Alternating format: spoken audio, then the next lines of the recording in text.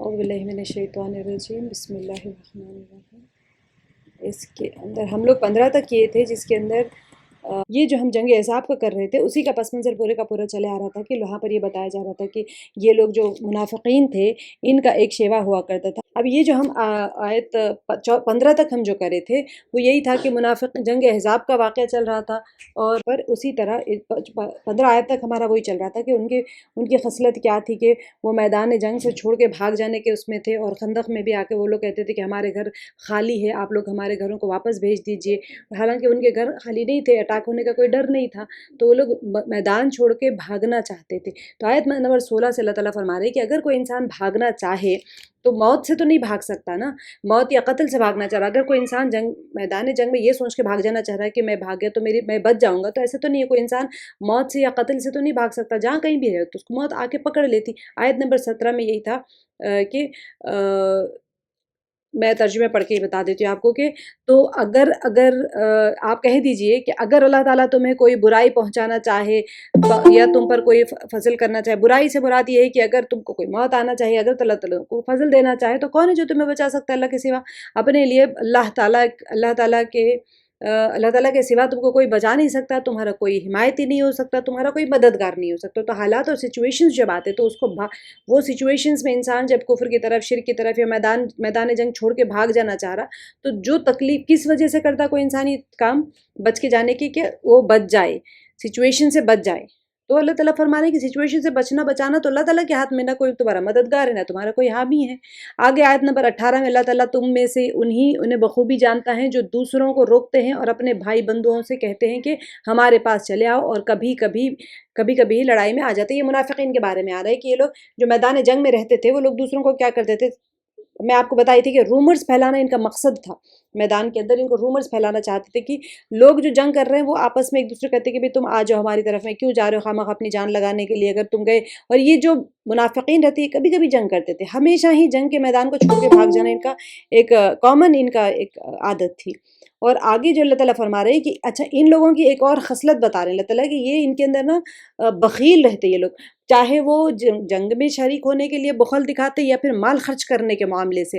اشحۃ شح، بخل کا مطلب اس کا شح کا مطلب بخل رہتا۔ تو اللہ تعالیٰ فرما رہے ہیں کہ تمہاری مدد میں پورے بخیل ہے۔ اچھا پھر کیا ہو جاتا جب میدان جنگ کا حالات تو ختم ہو گئے، اب کیا ہوا، ایک خوف اور دہشت کا موقع جب آ جاتا تو ان کی آنکھیں میدان جنگ میں اگر ہے تو خوف اور دہشت کا عالم، اور جب اس سے فراخی مل گئی تو ان کی کیا کیفیت رہتی، دونوں کیفیات اللہ تعالیٰ یہاں پر بتا دی کہ جب کوئی خوف اور دہشت کا موقع رہتا تو وہ لوگ کیا کرتے، آپ صلی اللہ علیہ وسلم ایسے نظریں جما کے دیکھتے کہ چلو ہماری کوئی مدد کر دے گی، ہم کچھ کر نہیں سکتے، لڑنا بھی نہیں چاہ رہے ہیں، تو جیسے آنکھیں ان کی چکراتی، جیسے کوئی انسان موت کی غشی اس کے اوپر طاری ہو جاتی، تو ان کی کیا کیفیت رہتی، وہ کیفیت ان کی اس وقت رہتی جب وہ کوئی خوف یا ان کے اوپر کوئی دہشت کا عالم طاری ہو جاتا۔ جب یہ خوف اور ختم ہو جاتی، یعنی جنگ ختم ہو گئی، تو کیا ہوگا، اب یہ تو اپنی ایک چاپلوس رہتے تھے یہ لوگ، اب تیز زبانوں سے جا کے وہاں پر خوب کہانیاں قصے گڑ کے سناتے کہ اپنی بہادری کے شیخیاں مارتے وہاں پر جا کے، اور کیا کرتے تھے، یہ مال کے بڑے ہی زیادہ حریص تھے۔ تو ان کو کیا رہتا تھا، جو جنگ کے اندر مال غنیمت تقسیم ہوتی نا بعد میں، تو وہ جا کے وہاں پر مال غنیمت کے اندر اب بہادری بتانا پڑے گا کہ ہم بھی بڑی بہادری سے لڑتے تھے، سارا کچھ لڑتے نہیں تھے یہ، لیکن کہانیاں سنا کے وہ مال کو جمع کرنے کے، مال غنیمت جمع کرنے کی کوشش کرتے، اور یہ ایمان لائے ہی نہیں ہے۔ اللہ تعالیٰ فرما رہے کہ یہ دل سے بھی ایمان نہیں لائے، زبان سے تو پڑھ رہے ہیں لیکن اصل ان کے دل میں ایمان نہیں ہے۔ تو اللہ تعالیٰ جو فرما رہے ہیں، اور اللہ تعالیٰ پر یہ بہت ہی آسان ہے۔ اللہ تعالیٰ نے ان کے تمام اعمال نابود کر دیے، تو یہ جو بھی اعمال کر رہے ہیں دونوں کیفیات بتاتی ہے۔ جنگ کی حالت میں جب ہوں گے تو پھر ایسے ہوں گے کہ جیسے موت کی غشی طاری ہو رہی ان کے اوپر، دہشت ان کے اوپر رہتا، جیسے ہی جنگ ختم ہو گئی تو جا کے مال غنیمت جمع کرنے کی کوشش کرتے، اور وہ مال غنیمت جمع کرنے میں بھی بخل رہتا، مال کے حریص رہتے یہ لوگ، لڑنا نہیں ہے لیکن دنیا کا مال جمع کرنا ہے۔ اور اصل میں کیا اللہ تعالیٰ فرمائے کہ یہ لوگ ایمان لائے ہی نہیں ہیں، ان کو مال چاہیے، جان تو دینا نہیں ہے، تو اللہ تعالیٰ نے ان کے تمام اعمال کو نابود کر دیا۔ تو اور اللہ تعالیٰ پر یہ بہت ہی آسان ہے، یعنی کہ ان کے اعمال کا ایک انسان ہے دکھاوے کے لیے عمل کر رہا تو وہ تو باطل ہے، اور دوسری چیز یہ ہے کہ کفر، ایمان نہیں ہے دل میں، زبان سے تو ایمان کلمہ پڑھ رہے، دل میں ایمان نہیں ہے، تو پھر وہ باطل ہے، اس کا ایمان ہی نہیں ہے اس کے اندر۔ تو جب انسان کوئی اس طرح کا کوئی کیفیت رکھ کے کوئی عمل کرتا تو اس کے وہ اعمال بھی باطل ہی ہوتے ہیں۔ تو اللہ سبحانہ و تعالیٰ وہی چیز کے اوپر اشارہ کر رہے ہیں کہ دونوں چیزیں اللہ تعالیٰ کے لیے ظاہر کر دینا آسان ہے۔ ایک تو ان کا نفاق، کیونکہ ایمان نہیں ہے دل میں، اور دوسری چیز ان کے جو اعمال ہے اس کو باطل کر دینا بھی اللہ تعالیٰ کے لیے بہت آسان ہے۔ آگے آیت نمبر 20 میں یہی چیز بتائی جا رہی ہے کہ یحسبون الاحزاب لم یذهبوا، اچھا یہ لوگ کیا سوچتے کہ اب جنگ تو لڑنا نہیں ہے، اب ان کے دل میں یہ ہوتا ہے کہ اب تک لشکر چلے نہیں، یعنی یہ لوگ سمجھتے ہیں کہ اب تک لشکر چلے نہیں گئے، اور اگر فوجیں آ جائیں تو تمنائیں کرتے ہیں کہ کاش وہ صحرا میں یعنی کہ بادیہ نشینوں کے ساتھ ہوتے کہ تمہاری خبریں۔ اب دیکھیے اس آیت کا کیا ہے مفہوم، کہ یہ لوگ کوشش میں رہتے ہمیشہ کہ یہاں سے یہ لوگ بھاگ جائیں اور اپنے گھروں میں چھپ جائیں یا پھر وادیوں میں کہیں چلے جائیں، تو ان کی تمنا یہ ہوتی تھی کہ ہم کہیں جا کے وادیوں میں اور جنگلوں میں ویرانوں میں چھپ جانا، اور آ کے بھی نیوز نہیں لیں گے کہ جو جنگ کرنے والے ہیں، جو احزاب ہے وہ چلے گئے یا نہیں چلے گئے وہ بھی دیکھنا نہیں چاہتے یہ لوگ، اتنا اپنے آپ کو بچانا چاہتی ہے، اگر ہم جائیں گے معلوم کرنے کے لیے تو پھر ہمیں پکڑ لیں گے کہیں۔ منافقین کی بزدلی اور ان کی کم ہمتی اور ان کے خوف اور دہشت کا حال یہاں پر بتا رہے ہیں کہ ناکام اور نامراد وہ لوگ، ان کا یہی ہوتا تھا ہمیشہ کہ واپس چلے گئے کیا وہ لوگ جنگ کرنے والے ہیں یا نہیں، اب ان کی نیوز کیسے لیں گے ہم لوگ کی جنگ چل رہی ہے یا ختم ہو گئی، تو ہم اگر کوئی ویرانوں میں بادیہ نشینوں کے ساتھ میں جا کے رہ لیے تو پھر ان کی خبر کیسے دریافت کریں گے، ان سے کسی نہ کسی کے ذریعے سے خبر دریافت کریں گے، اور اگر وہ تم میں موجود ہوتے تو بھی نہیں وہ لڑتے مگر بہت یعنی برائے نام۔ اللہ تعالیٰ فرما رہے کہ ان کو فرار ہونے کی تمنائیں بھی رہتی، اگر وہ تمہارے اندر رہتے بھی تو بہت کم لڑتے۔ یعنی کہ یہ پورے جنگ کے اندر کے حالات بتائے جا رہے ہیں کہ منافقین کی ایک ساتھ ان کی خصلتیں بتائی جا رہی ہے کہ لڑتے بھی نہیں ہیں، بزدلی بھی دکھاتے ہیں، مال غنیمت جمع کرنے میں بھی بہت زیادہ ان کو یہ حریص رہتے تھے، دنیا کے مال کی تمنا کرتے تھے، اور جب ان کو مال مل جاتا تھا تو پھر ان کے دل میں تو ایمان ہے نہیں، تو ان کا پورے کے پورے اعمال جو ہے وہ اللہ تعالیٰ باطل فرما دیتے۔ اس کے بعد میں بھی یہ بتا رہے ہیں کہ وہ لوگ یہی گمان کرتے ہیں کہ اب تک تو لشکر چلے نہیں گئے، اور اگر فوجیں آ جائیں تو پھر تمنائیں کرتے ہیں کہ کاش وہ صحرا میں پھر واپس، یعنی کہ کافر جانے کے بعد پھر پلٹ کے اگر آ گئے تو کیا کریں گے، اس کے بھی سوچ کے رکھ لیے لوگ پہلے سے، مطلب ان کے ایک کمپلیٹ سیناریو اللہ تعالیٰ یہاں پر دکھا رہے ہیں۔ اور یہاں پر یقیناً تمہارے لیے رسول اللہ صلی اللہ علیہ وسلم عمدہ نمونہ موجود ہے، یہاں پر نبی صلی اللہ علیہ وسلم کے اسوہ رسول ہونے کے ہمیں بتایا جا رہا ہے، اور یہاں پر 2 کنڈیشنز بتائے جا رہے ہیں کہ کس کے لیے نبی صلی اللہ علیہ وسلم اسوہ حسنہ ہے، کس کے لیے ہے، وہ شخص کے لیے جو اللہ تعالیٰ کی اور قیامت کے دن کی توقع رکھتا ہے، یعنی اگر ہمارے لیے نبی صلی اللہ علیہ وسلم آئیڈیل ہے یا نہیں ہے، کس کے لیے، اگر آپ کے لیے آئیڈیل ہے تو آپ فالو کریں گے نبی صلی اللہ علیہ وسلم کے فٹ سٹیپس کو، اگر فٹ سٹیپس کو فالو کرنے کی کیفیت آپ میں نہیں ہے تو پھر آپ میں یہ دونوں کیفیات نہیں ہے، جن کے اندر یہ کیفیات ہے کہ وہ دنیا اللہ پر اور آخرت کے دن پر، یعنی قیامت کے دن پر یقین رکھتا ہے اور اللہ کا ذکر بہت زیادہ کثرت سے کرتا ہے، یہ دونوں کنڈیشنز میں اللہ کے نبی صلی اللہ علیہ وسلم اس بندے کے لیے آئیڈیل ہے، اور وہ فٹ سٹیپس فالو کرنے کی کوشش کرتا ہے۔ تو ہم اگر نہیں کر رہے ہیں فٹ سٹیپس فالو، سنت کی زندگی ہمارے اندر نہیں ہے، مطلب ہمیں اللہ پر یقین ہے، نہ مر کے اٹھائے جانے پر یقین ہے ہمیں، اور نہ ہی ہم اللہ کا ذکر کثرت سے کرتے ہیں، یہ بہت اہم چیز ہے، میں آپ کو تفصیل سے اس کے اندر بتائی ہوں، آپ لوگ غور سے سن لیجیے گا۔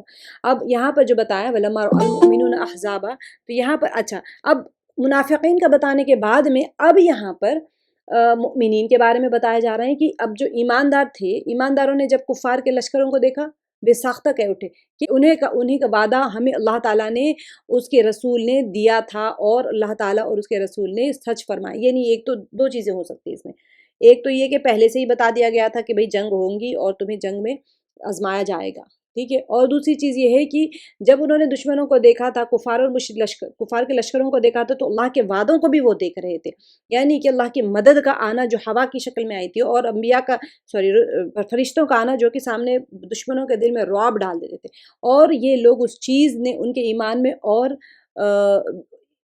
میں اور شیوہ فرما برداری میں اور اضافہ کر دیا۔ تو جو پریشان ایمان والا جو بندہ ہوتا ہے وہ حالات کے آنے پر جب اللہ کی مدد کو دیکھتا ہے تو اس کا ایمان اور زیادہ مضبوط ہو جاتا ہے، اور زیادہ وہ فرما بردار ہو جاتا ہے۔ منافق کا خصلت بتا دی گئی، جب پریشانی آزمائش آتی ہے تو اس کی کیا کیفیت ہوتی ہے، اور یہاں پر مؤمنین کی بتا دی گئی کہ اللہ تعالیٰ کا تو وعدہ ہے کہ اللہ تعالیٰ نے کیا وعدہ کیا، مدد کا وعدہ کیا، تو اللہ کا وعدہ اور اللہ کے رسول کا وعدہ تو سچا ہے۔ آپ نے پیچھے بھی دیکھ لیا تھا جو منافقین ہوتے تھے وہ کیا کہتے تھے، ہمارے اوپر تو بڑا ظلم ہو گیا، ہمارے اوپر تو بڑی پریشانی ہے کہ اللہ نے جو مدد کا وعدہ کیا تو وہ تو جھوٹا نکلا اور ہم تو مارے جائیں گے۔ اب مؤمنین کا کیا ہوتا ہے، وہ ان کا مضبوط ہو جاتا ہے اور ایمان، ہمیں اللہ تعالیٰ نے بتا دیا، دیکھو یہ 2 کیٹیگریز ہے، تو وہ اپنے آپ کو کس کیٹیگری میں محسوس کرتے ہو۔ اگر ہمارے دل میں ہو رہا ہے کہ ہمارے پاس تو بڑی آزمائش آ گئی اور یہ ہوا، جو منافقین کی خصلت بتا دی گئی، اگر ہمارے اندر وہ تمام میں سے یا کوئی بھی ایک چیز ہمارے اندر پائی جا رہی ہے تو ہمارے اندر نفاق ہے۔ اور اگر ہم آزمائشوں کے وقت میں اگر بندے کے اوپر آزمائشیں آئیں اور اس وقت بندہ مضبوط کھڑا ہے اور اللہ کی مدد، دیکھیں اللہ کی مدد ضرور آتی ہے، ہر حال میں آتی ہے، اللہ کی مدد کو وہ دیکھ رہا ہوتا ہے آنکھوں سے، تو اس کا ایمان اور مضبوط ہو رہا ہوتا ہے اور وہ زیادہ فرما برداری کرنے لگتا ہے۔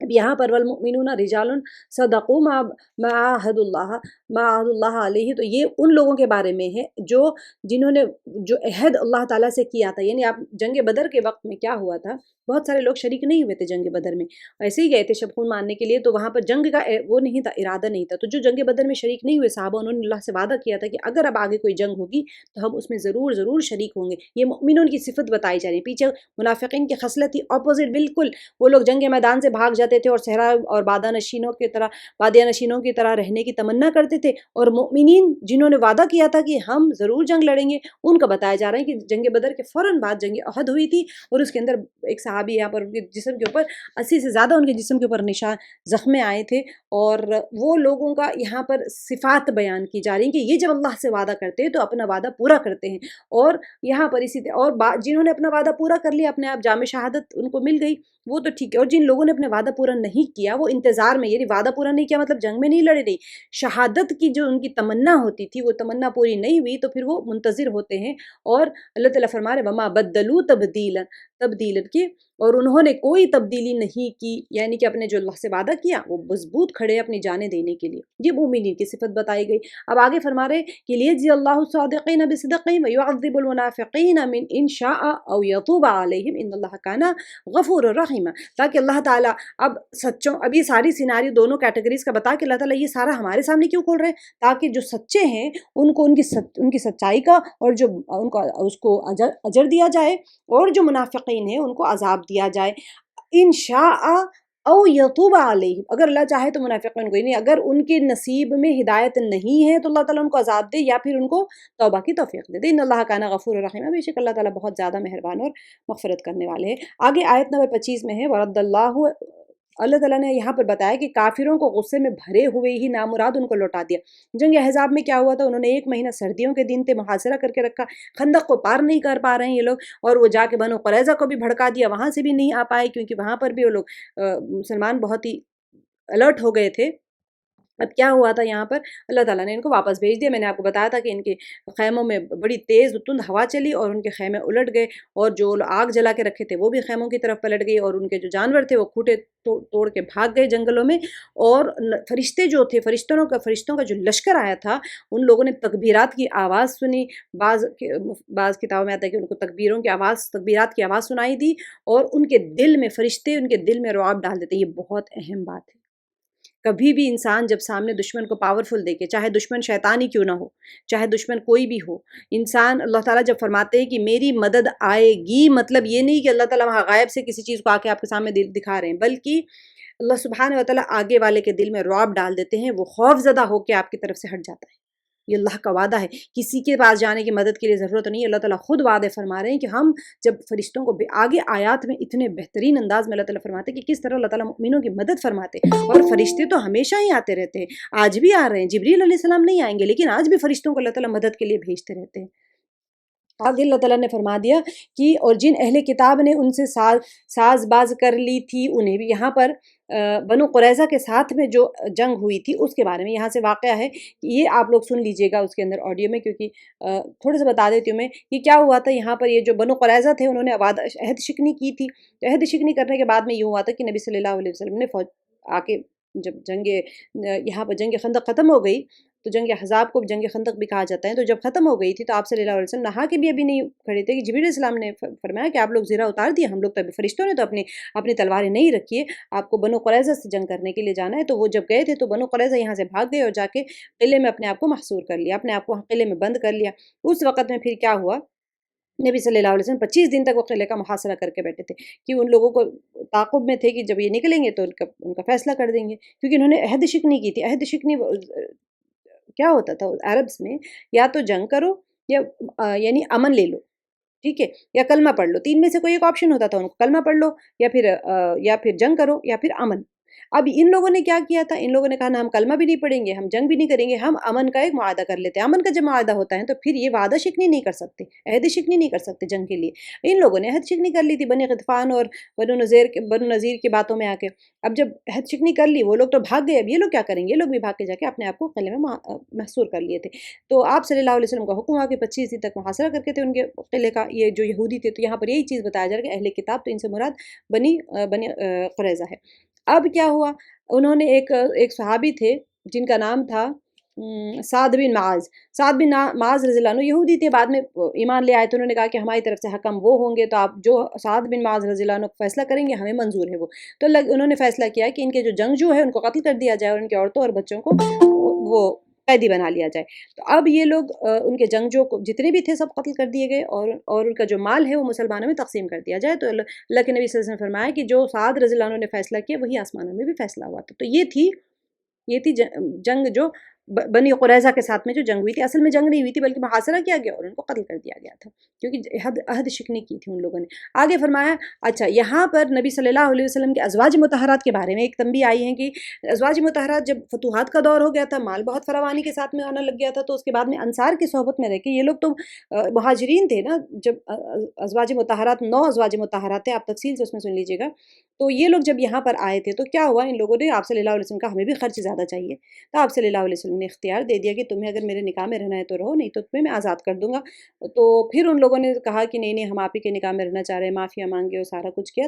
تو اسی کا واقعہ ہے یہاں پر کہ اللہ تعالیٰ فرما رہے ہیں کہ اے نبی اپنی بیویوں سے کہہ دو کہ اگر تم زندگانی دنیا اور زینت دنیا چاہتی ہو تو پھر آؤ، میں تمہیں کچھ دے دلا دوں اور تمہیں اچھائی کے ساتھ میں رخصت کر دوں، اور اگر تمہاری مراد اللہ اور اس کے رسول اور آخرت کے گھر ہیں تو پھر یقین مانو کہ تم میں سے نیک کام کرنے والیوں کے لیے اللہ تعالیٰ نے بہت زبردست اجر رکھا ہوا ہے۔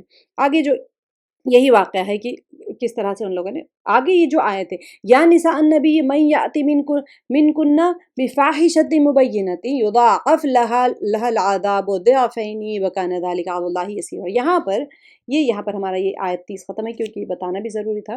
اے نبی صلی اللہ علیہ وسلم کی بیویوں، تم میں سے جو بھی کھلی بے حیائی کا ارتکاب کرے، دیکھیں یہاں پر جو آئے ہیں بفاحشۃ مبینۃ، الفاحش اگر ہم اس کو یہاں پر اگر ہم معرف باللام یعنی ال لگا دیں تو پھر وہ زنا کا ترجمہ آتا ہے، یا اگر یہاں پر جو فاحشۃ نکیرہ آیا ہیں تو اس کا مطلب ہوتا ہے کوئی بھی بڑا گناہ، ٹھیک ہے نا۔ انبیاء کی زوجات ازواج مطہرات سے کے اوپر زنا کی بات آ ہی نہیں سکتی، ساری کی ساری پاک دامن امہات ہیں، لیکن انہوں نے فاحشۃ مبینہ سے کیا مراد ہے یہاں پر کہ نبی صلی اللہ علیہ وسلم سے ان لوگوں نے نان نفقے میں اضافت کی طلب کی تھی، یہ بھی اللہ تعالیٰ کو منظور نہیں تھا، یہ بھی اللہ کے نزدیک بہت ہی بڑا گناہ قرار دیا گیا تھا، ٹھیک ہے۔ یہاں پر وَمَن يَقْنُتْ مِنْكُنَّ لِلَّهِ وَرَسُولِهِ وَتَعْمَلْ صَالِحًا تُؤْتِهَا أَجْرَهَا مَرَّتَيْنِ وَأَعْتَدْنَا لَهَا رِزْقًا كَرِيمًا، اور تم میں سے جو کوئی اللہ کی اور اس کے رسول کی فرمانبرداری کرے گی اور نیک کام کرے گی، ہم اسے اجر بھی دوہرا دیں گے، اور اس کے لیے ہم نے بہترین روزی تیار کر کے رکھی ہوئی، یعنی جس طرح سے گناہ کا وبال دگنا ہوگا، پیچھے بتا دیا تھا آیت نمبر 30 میں کہ اگر تم اس طرح کرو گے تو دگنا گناہ ملے گا تمہیں، تو جو نیک وکار ہوں گی ان کے لیے اللہ تعالیٰ نے فرما دیا کہ ان کے لیے اجر بھی دگنا ہے، ٹھیک ہے، اجر بھی ان کے لیے دوہرا ہے، جس طرح سے نبی صلی اللہ علیہ وسلم کو اللہ تعالیٰ نے فرمایا ہے کہ پھر تو ہم بھی آپ کو دوہرا عذاب دیں، یہ جو دنیا کا کرتے ہیں اور دوہرا ہی موت کا، یہ جو بنی اسرائیل ہے آپ لوگ پڑھیں گے، نبی صلی اللہ علیہ وسلم کو جب کبھی تنبیہ کی جاتی ہے تو اصل میں نبی صلی اللہ علیہ وسلم کو خطاب کر کے امت مراد ہوتا ہے، کیونکہ انبیاء جو ہوتے ہیں معصوم عن الخطا ہوتے ہیں۔ آگے جو ہے یا نساء النبی لستن کاحد من النساء ان اتقیتن فلا تخضعن بالقول فیطمع الذی فی قلبہ مرض وقلن قولا معروفا۔ اب یہاں پر بھی نبی کی امہات المؤمنین کو خطاب کر کے ساری امت کی عورتوں کو کہا جا رہا ہے، اے نبی کی بیویوں تم عام عورتوں کی طرح نہیں ہو اگر تم پرہیزگاری اختیار کرو، ٹھیک ہے، यहाँ पर या निसान नबी लस्तुन्न का अहद मिन निसाई, तुम आम औरतों की तरह नहीं हो। इन तक़ैतुन्न फला तक़दान बिल क़ौली फ़यतमअ लज़ी फ़ी क़ल्बिही मरद। अब देखिए यहाँ पर एक एक ज़ाब्ते हया बताया जा रहा है कि तुम्हें हया का ज़ाब्ता क्या है अल्लाह ताला के नज़दीक। अगर तुम परहेज़गारी इख्तियार करो तो नरम लहजे से बात ना करो कि जिसके दिल में रोग हो वो कोई बुरा ख्याल करे। देखिए यहाँ पर फरमाया जा रहा है, अच्छा सबसे पहले तो यहाँ पर तुम आम औरतों की तरह नहीं है, उसकी कि तुम्हारी हैसियत और मर्तबा आम औरतों का से नहीं है, बल्कि अल्लाह ने तुम्हें रसूलुल्लाह सल्लल्लाहु अलैहि वसल्लम की ज़ौजियत का जो शर्फ़ अता फरमाया कि उसकी वजह से तुम्हें एक इम्तियाज़ी मकाम हासिल। नबी सल्लल्लाहु अलैहि वसल्लम के अज़वाज है सारी की सारी रसूलुल्लाह सल्लल्लाहु अलैहि वसल्लम की तरह अल्लाह ताला ने अज़वाज मुतहहरात को भी उम्मत के लिए एक नमूना बना दिया है। इसीलिए उन्हें उनके मकाम और मर्तबे से अल्लाह ताला आगाह कर रहे हैं, उन्हें कुछ हिदायत दी जा रही हैं। अब इसके मुखातिब अगरचे उम्महातुल मुमिनीन है, अज़वाज मुतहहरात है जिन्हें उम्महातुल मुमिनीन करार दिया गया। उम्महात यानी कि तमाम मोमिनों की माएँ, ठीक है। लेकिन अब देखिए यहाँ पर जो अंदाज चल रहा है ना, अल्लाह ताला जो आयात में बता रहे हैं ये बिल्कुल वाज़ेह है, और इसके मकसद क्या है कि पूरी उम्मत मुस्लिमा की औरतों को समझाना और मुतनब्बे करना है। हमें तंबी की जा रही है, सबको बताया जा रहा है, समझाया जा रहा है कि इसलिए ये हिदायत तमाम मुसलमान औरतों के लिए है। क्या हिदायत है? अल्लाह ताला फरमाया अगर तुम परहेज़गारी अख्तियार करो तो नरम लहजे से बात ना करो। आगे जो फरमाया है जिसके दिल में रोग हो वो कोई बुरा ख्याल ना करे। देखें यहाँ पर अल्लाह ताला ने जिस तरह औरत के वजूद के अंदर मर्द के लिए एक जिनसी कशिश रखी है, औरत की आवाज़ है, चाहे उसका वजूद है, बाकी सूरत में आप देखेंगे बचता हुआ ज़ेवर ना पहनो और बहुत ही ज़ीनत इख्तियार करके बाहर ना जाओ। अल्लाह ताला ने इसीलिए उसकी हिफाजत के लिए भी खुसूसी हिदायत दी गई है कि ताकि औरत मर्द के लिए फितने का बास ना बने। इसी तरह से अल्लाह ताला ने औरतों की आवाज़ में भी फितरी तौर पर एक दिलकशी और एक नरमी और नज़ाकत रखी जो मर्द को अपनी तरफ खींचती। ये फितरी तौर पे होता। देखिए अल्लाह ताला जब कुरान पाक में फरमा रहे हैं तो फिर कितनी अहम बात है। तो यहाँ पर यही बताया जा रहा है कि कोई इंसान एक किसी के लिए भी आवाज़ के लिए भी ये हिदायत दी गई है कि मर्दों से गुफ्तगू करते वक्त में कसदन ऐसा लबो लहजा इख्तियार करो कि नरमी और लताफत की जगह कदर सख्ती और एक रूखापन हो। यूजुअली होता क्या है कि घर में सबसे सख्ती से बात करेंगे, फ़ोन आते ही इतना सॉफ्टली बात करते हैं, सब्ज़ी वाले से इतना नरम बात करते हैं, आप शॉपिंग करने जाते हैं तो बहुत ही अपने पूरे अखलाक ऑटो वालों के सामने, सब्ज़ी वालों के सामने, दुकान कपड़े खरीदना है, शॉपिंग करना है। आगे की आयत में देखेंगे घर के अंदर बैठे रहने के लिए अल्लाह ताला ने हुक्म दे दिया औरतों को, बेजा बाहर ना जाया करो। तो यहाँ पर रूखापन दिखाना है। रूखापन से आगे आयत के ही टुकड़े में आपको बता देंगे कि रूखापन मतलब कौल में नहीं, लहजे में होना चाहिए सिर्फ, ताकि कोई एक इंसान के दिल के अंदर कोई बदबातिन लहजे की नरमी से तुम्हारी तरफ कोई माइल ना हो और उसके दिल में बुरा ख्याल पैदा ना हो। जिसके दिल में कोई बुराई होती है ना, अल्लाह ताला यहाँ पर फरमाए फ़यतमअ लज़ी फ़ी क़ल्बिही मरदुन, उसके दिल में कोई बुराई हो, रोग हो उसके दिल में, वक़ुलना क़ौलन मारूफ़ा। अच्छा यहाँ पर आयत ये नहीं कहा कि सिर्फ अल्लाह ताला ने कि सख्ती इख्तियार करो, सख्त लहजा इख्तियार करो और कायदे के मुताबिक कलाम करो, ठीक है। वक़ुलना क़ौलन मारूफ़ा। अब यह क़ौलन मारूफ़ा से मुराद ये है कि रूखापन सिर्फ लहजे की हद तक हो, ज़बान से ऐसे अल्फाज ना निकालना जो मारूफ़ कायदे और अखलाक के मनाफी हो, ठीक है। अब यानी कि झिड़की नहीं देना आपने, ख़राब अल्फाज नहीं इस्तेमाल करना, लहजे में रूखापन होना है, ठीक है। ताज़ीम में किसी को गाली दे रहे हैं, किसी को एकदम कमतर आप बात कर रहे हैं, ऐसे नहीं। सुभान अल्लाह, देखिए अल्लाह ताला कैसी तरबियत फरमाते हैं मुत्तकी औरतों ने।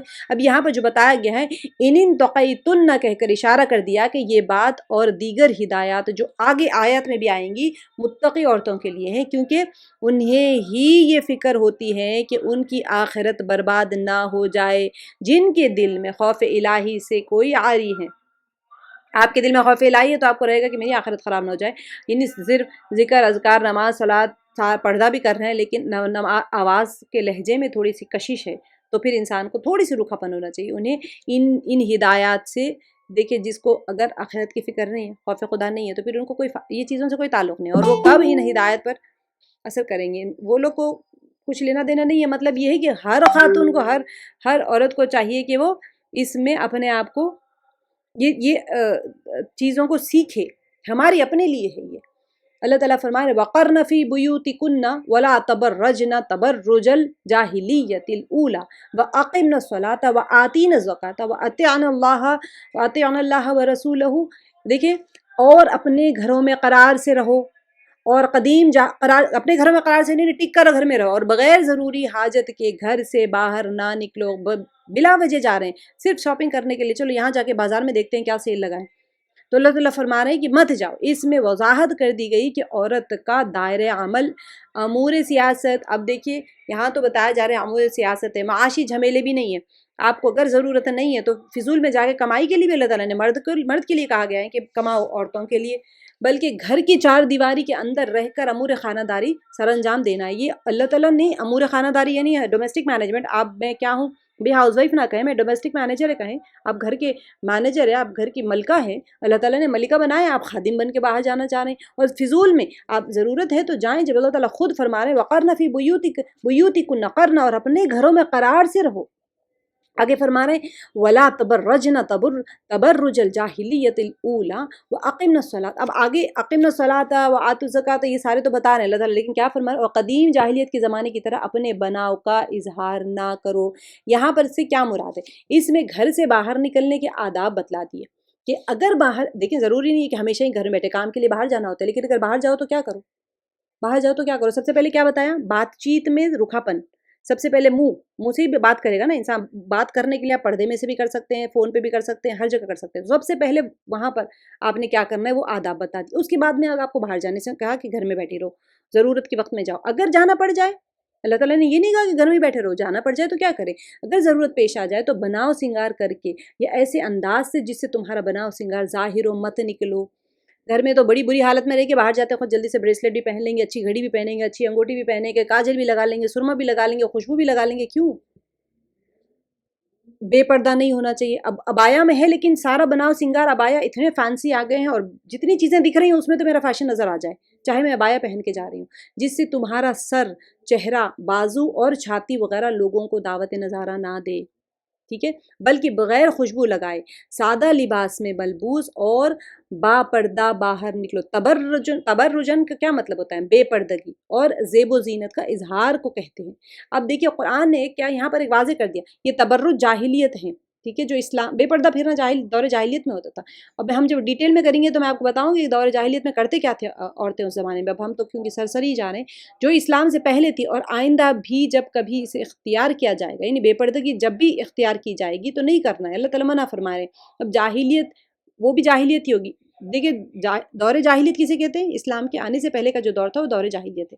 کیوں کہا گیا ہے؟ کیونکہ ایسے نہیں کہ وہ جاہل تھے لوگ، دور جاہلیت اسی لیے کہا جاتا ہے کیونکہ اس زمانے میں قاعدے قانون نہیں تھے جو اللہ تعالیٰ کے بھیجے ہوئے تھے۔ اب کیونکہ اب ہمارے پاس اگر ہمیں بھی اگر قاعدہ قانون نہیں پتہ ہے، شرعی قاعدہ قانون نہیں پتہ ہے تو ہم جاہل ہیں، بھلے ہم ڈاکٹر ہیں، انجینئر ہے، سائنٹسٹ ہے، ہم کچھ بھی ہو، لیکن اگر ہمیں شرعی احکام نہیں پتہ تو اللہ کی نظر میں، فرشتوں کی نظر میں ہم جاہل ہیں۔ اسی لیے دور جاہلیت کہا گیا ہے، یہ نہیں کہ ان کے پاس تو کوئی تمیز نہیں تھی، کپڑے نہیں پہنتے تھے اچھے سے، ڈھنگ نہیں تھا کھانے کا یا پھر تعلیم نہیں تھی، کچھ بھی سب پتہ تھا ان کو، بہت ہی سویلائزڈ سوسائٹی تھی مکے کی، لیکن ان کو کیوں کہا گیا دور جاہلیت؟ کیوں کہا گیا اسلام کے آنے سے پہلے؟ کیونکہ وہاں پر کوئی شرعی احکام کا ان کو علم نہیں تھا۔ اب اسلام سے اس کا کوئی تعلق نہیں ہے، چاہے اس کا نام کتنا ہی خوشنما دل فریب رکھ لیا جائے، جو بھی زمانے ہوتے ہیں وہ دور جاہلیت کہلائیں گے۔ آگے جو اللہ تعالیٰ فرما رہے ہیں اور نماز ادا کرتی رہو اور اب گھر میں ہے، باہر جانے کا بتا دیا، اب گھر میں ہے تو کیا کریں؟ نماز ادا کرتی رہو اور زکوٰۃ دیتی رہو، اللہ اور اس کے رسول کی اطاعت گزاری کرو۔ یہاں پر جو فرمایا گیا ہے کہ وَأَطِیعُوا اللَّهَ وَرَسُولَهُ، اور اللہ اور اس کے رسول کی اطاعت گزاری کرو۔ اب یہاں پر اسی چیز کی طرف ہے، پچھلی ہدایت برائی سے اجتناب سے متعلق تھی، یہ ہدایت نیکی اختیار کرنے سے۔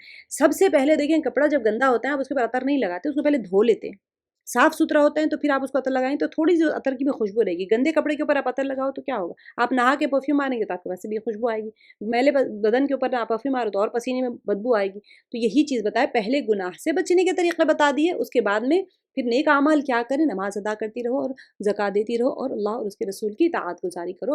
اور آگے فرما دیا انما یرید اللہ لیذہب عنکم الرجس اہل البیت ویطہرکم تطہیرا۔ اب یہ اصل میں کس کو کہا جا رہا ہے؟ ازواج مطہرات کو، لیکن مراد ہم سبھی ہیں۔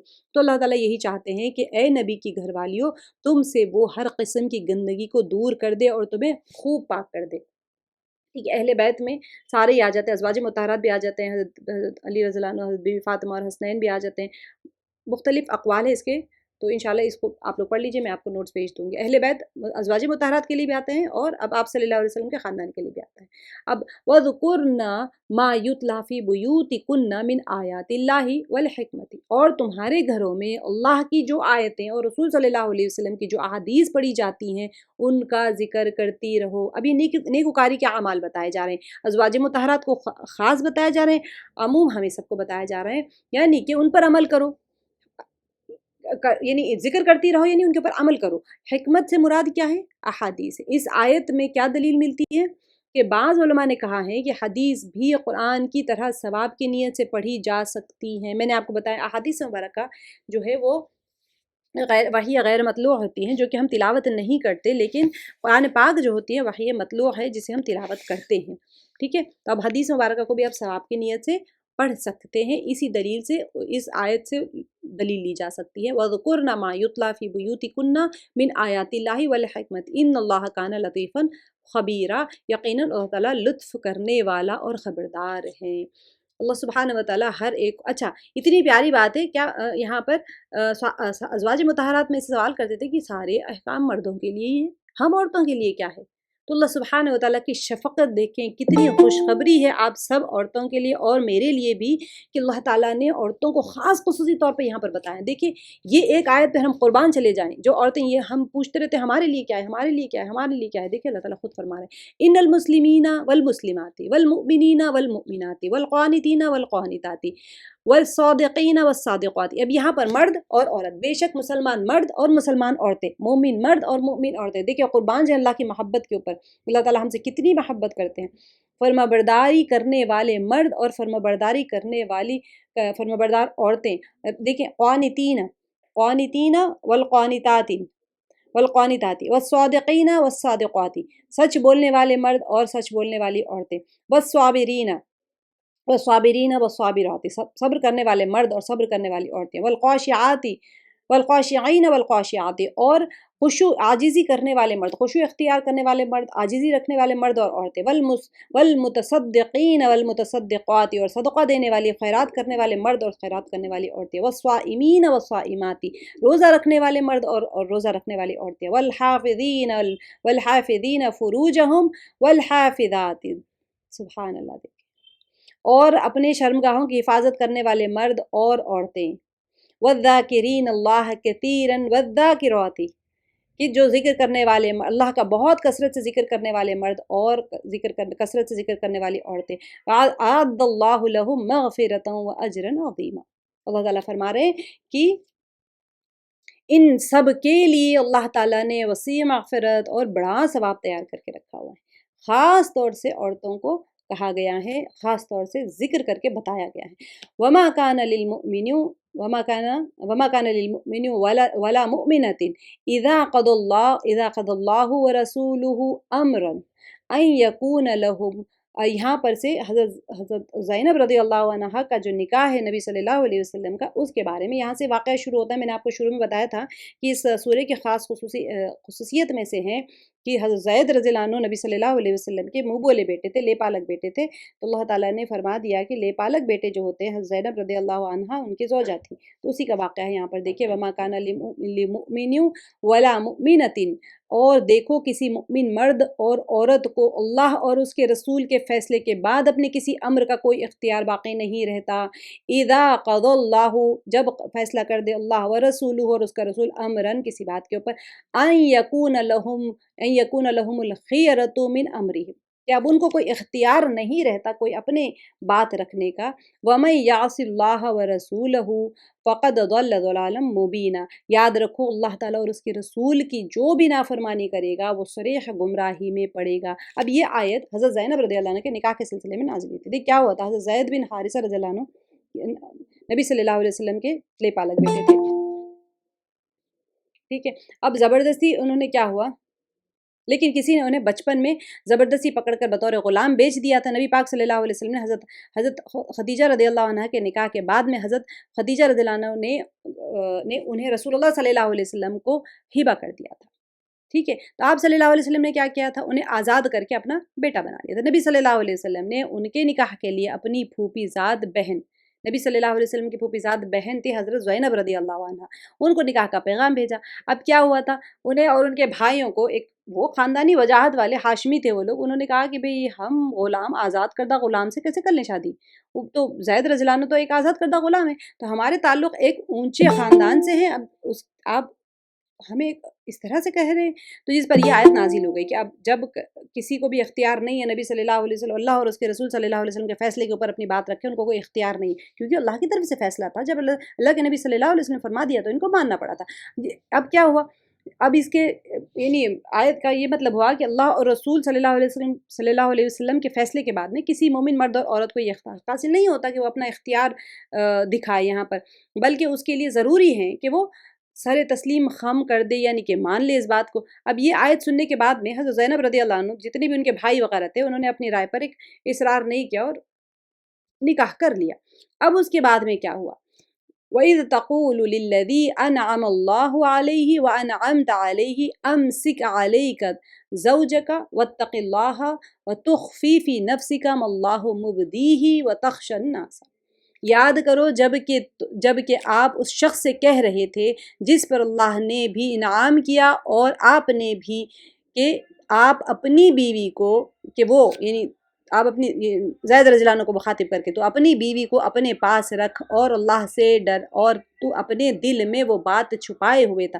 نبی صلی اللہ علیہ وسلم کو یہاں پر، کیونکہ ضمائر چینج ہوتے رہتے ہیں، نبی صلی اللہ علیہ وسلم کو خطاب کر کے کہا جا رہا ہے کہ آپ کے دل میں جو بات تھی وہ اللہ تعالیٰ جانتے ہیں، جسے اللہ ظاہر کرنے والے تھے، اور آپ لوگوں سے خوف کھاتے تھے، حالانکہ اللہ تعالیٰ اس کا زیادہ حقدار تھا کہ اس کے ساتھ میں اس سے ڈرے۔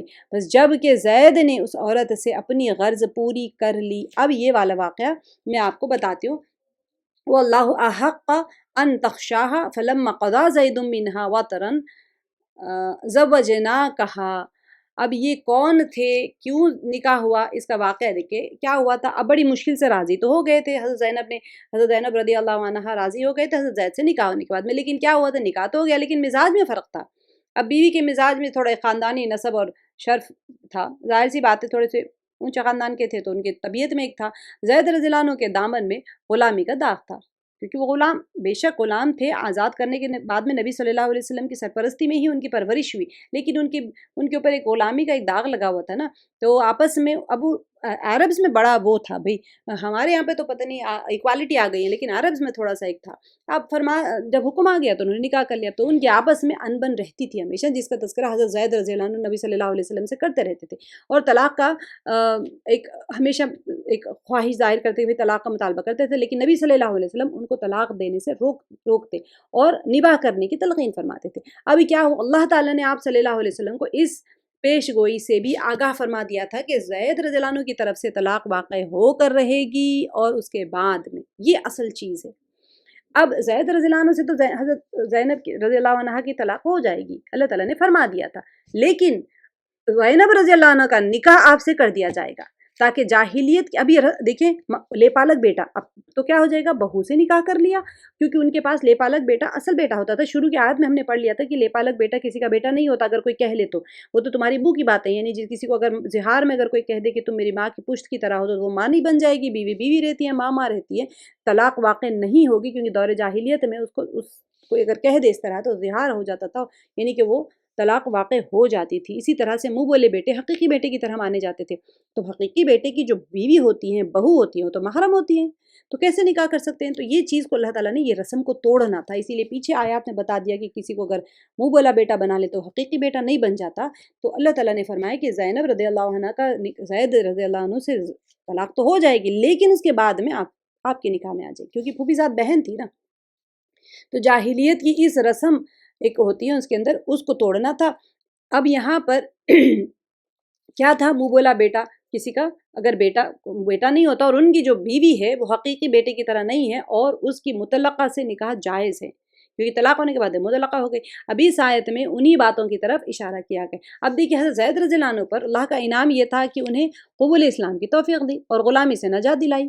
یہاں پر جو آیت میں اللہ تعالیٰ نے فرمایا کہ جو انعام کیا ہم نے بھی اور آپ نے بھی، نبی صلی اللہ علیہ وسلم کا احسان ان پر یہ تھا کہ ان کی دینی تربیت کی، اب ان کو آزاد کر کے اپنا بیٹا بنا لیا تھا، اور اپنی پھوپھی क्योंकि उमैमा बिनत अब्दुल मुत्तलिब की लड़की से हज़रत ज़ैनब रज़ी अल्लाह अन्हा से उनका निकाह करा दिया था।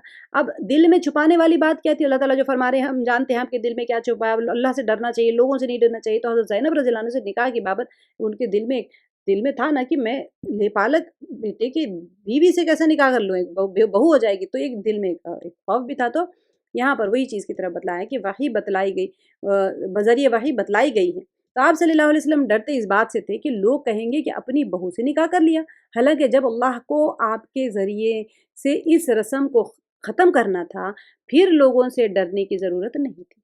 देखिए कितनी सख्त टेस्टिंग है, सोचने वाली बात है। आप सल्लल्लाहु अलैहि वसल्लम का ये खौफ अगरचे फितरी था, इसके बावजूद आप सल्लल्लाहु अलैहि वसल्लम को तंबीह फरमाई गई। ज़ाहिर करने से मुराद ये है कि ये निकाह होगा, जिससे ये बात सबको ही पता चल जाएगी, सबके इल्म में आ जाएगी। तो अल्लाह सुब्हानहू व तआला, देखें वक्त के नबी हैं, उनके ऊपर भी कैसी कैसी टेस्टिंग आई। तो हमारे रिलेशंस में कितने टेस्ट होते हैं, सारा कुछ होता है। तो शरीयत को फॉलो करना है, हमने शरीयत की से हटना नहीं है, बिल्कुल भी नहीं हटना है। अल्लाह ताला का हुक्म जो होता है बस उसी को हमने फॉलो करना है कि अल्लाह ताला ने किस मामले में क्या हुक्म दिया है, वही फॉलो किया जाएगा। वल्लाहु, यही चीज़ बताई जा रही है कि वल्लाहु अहक्का अन तख्शाह फलम्मा क़ज़ा ज़ैदुम मिन्हा वतरन ज़व्वजनाकहा। अब ये ज़व्वजनाकहा कि अब क्या फरमाया जा रहा है कि हमने उसे आपके निकाह में दे दिया। अब ये जो इनका निकाह हुआ था, ये आम निकाह नहीं हुआ था। अच्छा, तो यहाँ पर जो ज़वजना कहा गया है, ये उनका निकाह जो हुआ था, वहाँ पर कोई ऐसे नहीं हुआ था कि नॉर्मल निकाह हो रहा है, महर तय हो रही, कुछ भी नहीं, बस आसमानी फैसला था और निकाह कर दिया गया मिन जानिब अल्लाह। तो इसीलिए वो हमेशा फ़ख्र के तौर पे कहती थी, मेरा निकाह तो आसमान में तय हुआ था। तो वो हमेशा इसी तरह से निकाह के बाद तलाक दे दी। हज़रत ज़ैनब रज़ी अल्लाह अन्हा इद्दत से फ़ारिग़ हो गई, तो फिर उनसे निकाह के ऐसा मारूफ़ तरीक़े की तरह नहीं हुआ, सिर्फ़ अल्लाह के हुक्म से निकाह करार पा गया। यानी कि निकाह ख़्वानी, विलायत, हक़ महर और गवाहों के बग़ैर ही ये सारा कुछ हुआ। जो नॉर्मल तरीक़े में एक निकाह होता है, उस तरह से नहीं हुआ उनका निकाह।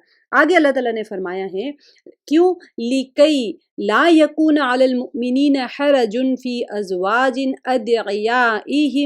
अदियाहिम, उनके मुँह बोले बेटों के थे, हमने उसे आपके निकाह में दे दिया ताकि मुसलमानों पर अपने लेपालकों की बीवियों के बारे में किसी तरह की तंगी ना रहे।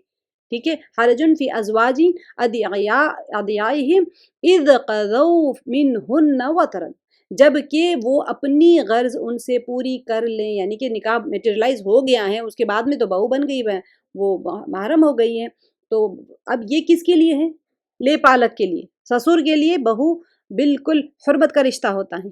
ठीक है, वकान अम्रुल्लाहि मफ़ऊला, तो अल्लाह का ये हुक्म तो होकर ही रहने वाला था। कौन सा हुक्म? कि यानी पहले से ही तकदीर इलाही में था, जो बसूरत यहाँ पर होकर ही रहना था। तो नबी अल्लाह ताला ने हुक्म फरमा दिया था, तो वो होना था किसी तरीके से।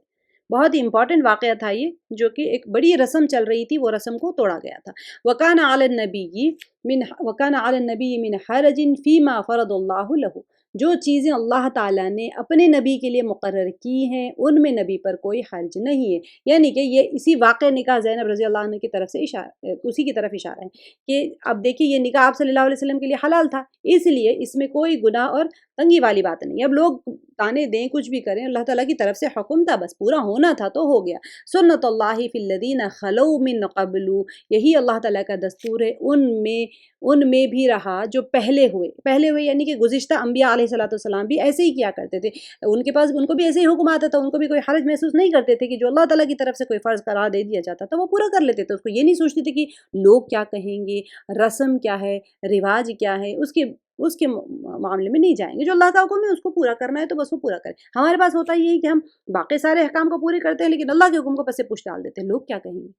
तो ये अल्लाह ताला यहाँ पर सोशल सिस्टम हमारा, क्योंकि मैंने आपको बताया मदनी सूरतों के अंदर अहकामात होते हैं कि हमारा मामलात कैसे हो, मुआशरात कैसे हो, हमारी इबादत कैसे, हमारे अखलाकियात कैसे हो, हमारे तज़किया कैसे, हमारे नफ्स के ऊपर कैसे अपनी नफ्स की तरबियत करना है। तो ये हमारे बिल्कुल मुआशराती प्रॉब्लम, सोशल प्रॉब्लम्स है, जिसके अंदर सारी की सारी उम्मत गर्क हो रही होती है, अल्लाह की परवाह नहीं कर रहे होते, हम सारों की परवाह कर रहे होते। तो अल्लाह ताला इसी तरफ यहाँ पर इशारे कर रहे हैं कि ढकोसले वाले जो रिवाज चले आ रहे हैं उनको ख़त्म करो, अल्लाह के हुक्म को पूरा करना है, बाकी किसी की परवाह नहीं करनी है। तो अल्लाह ताला यही फरमा रहे हैं कि यहाँ पर सुन्नतुल्लाहि फ़िल लज़ीना ख़लौ मिन क़ब्ल वकान अम्रुल्लाहि क़दरम मक़दूरा, और अल्लाह ताला के काम अंदाज़े पर मुक़र्रर किए हुए हैं। अब यानी ख़ास हिकमत और मसलहत पर मबनी होते हैं। अब देखिए اللہ تعالیٰ کی جو احکام ہوتے ہیں اس میں حکمت ہوتی ہے، مصلحت ہوتی ہے، یہ نہیں کہ جو حکمران ہوتے ہیں ان کے پاس تو وقتی اور فوری ضرورت پر ان کے احکامات ہوتے ہیں۔ ابھی کیا چاہیے بھئی، ابھی کرفیو لگا دو، ختم، لڑائی ہو رہی ہے، جھگڑا ہو رہا ہے، کرفیو لگا دو، یہ بھی فوراً کے فی الفور ہوتے ہیں، یا پھر لانگ ٹرم پلاننگ میں 10 سال کے بعد یا 20 سال یا 50 سال کے بعد میں جو ہو سکتا ہے، ان کی ایک گیس ورک کے اوپر، ان کے پائی چارٹ یا ٹیبلز کے اوپر وہ لوگ ڈیسائیڈ کرتے ہیں کہ یہ کرنا چاہیے، پھر 50 سال کے بعد پتہ چلتا ہے یہ بھئی ہماری پالیسی تو فیل ہو گئی، ہم نے سوچا تھا یہ کرنا اور یہ تو اس کا الٹا رزلٹ نکلا ہے۔ لیکن جو اللہ تعالیٰ کے جو احکامات ہوتے ہیں اس میں بڑی حکمت ہوتی ہے، بڑی مصلحت ہوتی ہے، اور وہ کبھی بھی فیل نہیں ہوتے، ہمیشہ فل پروف پلانز ہوتے ہیں اللہ سبحانہ وتعالیٰ کے۔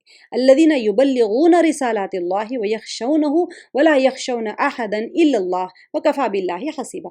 یہ سب ایسے تھے، یعنی انبیاء جو پچھلے انبیاء جو تھے اور نبی صلی اللہ علیہ وسلم کو بتایا جا رہا ہے کہ یہ سب ایسے تھے کہ اللہ تعالیٰ کے احکام پہنچایا کرتے تھے اور اللہ ہی سے ڈرتے تھے اور اللہ کے سوا کسی سے نہیں ڈرتے تھے۔ دیکھیے، اس لیے کسی کا ڈر انہیں اللہ کا پیغام پہنچانے میں مانے بنتا تھا، نہ طعن اور ملامت کی انہیں پرواہ ہوتی تھی۔ یہ ہے ہمارا ایمانی سٹرکچر جسے اللہ تعالیٰ چاہ رہے ہیں۔ تم احکام کے اوپر تو عمل کرتے ہو، لیکن تمہارا ایمان اور تمہارا رخ اور تمہاری فکر ساری دنیا ہوتی ہے، لوگ کیا کہیں گے۔ تو یہ انبیاء کا شیوا ہوا ہے، تو تمہیں بھی ایسے ہی کرنا ہے۔ تو اللہ ہی سے ڈرتے رہتے تھے، اللہ کے سوا کسی سے نہیں ڈرتے تھے، اور اللہ تعالیٰ حساب لینے کے لیے کافی ہے۔ اچھا، یوں ہی نہیں کہہ دیا کہ تم کروڑ چلے جاؤ، ہر جگہ وہ اپنے علم اور قدرت کے لحاظ سے موجود ہے، اس لیے وہ اپنے بندوں کی مدد کے لیے کافی ہیں، اور اللہ کے دین کی تبلیغ اور دعوت میں انہیں جو مشکلات آتی ہیں ان میں وہ ان کی ہمیشہ مدد فرماتے ہیں۔ دشمنوں کو ہمیشہ جتنے دشمنوں کی مدد وہاں پر اللہ تعالیٰ فرماتے ہیں، اور جتنے ان کے برے ارادے ہوتے ہیں اللہ سبحانہ وتعالیٰ ان کے تمام برے ارادے، ان کے سازشوں میں ان سے اللہ سبحانہ وتعالیٰ بچا لیتے ہیں۔ آگے جو آیت نمبر 40 ہے، ما کان محمد آبا احد من رجالکم ولکن رسول اللہ وخاتم النبیین وکان اللہ بکل شیء علیم۔ اب یہاں پر وہی لیپالک کے بارے میں جو آیا تھا، تو یہاں پر اللہ تعالیٰ نے فرما دیا ایسے نہیں ہے کہ صرف زید رضی اللہ عنہ کے، لیکن نبی صلی اللہ علیہ وسلم کسی کے بھی، یعنی لوگوں تمہارے مردوں میں سے کسی کے باپ محمد صلی اللہ علیہ وسلم نہیں۔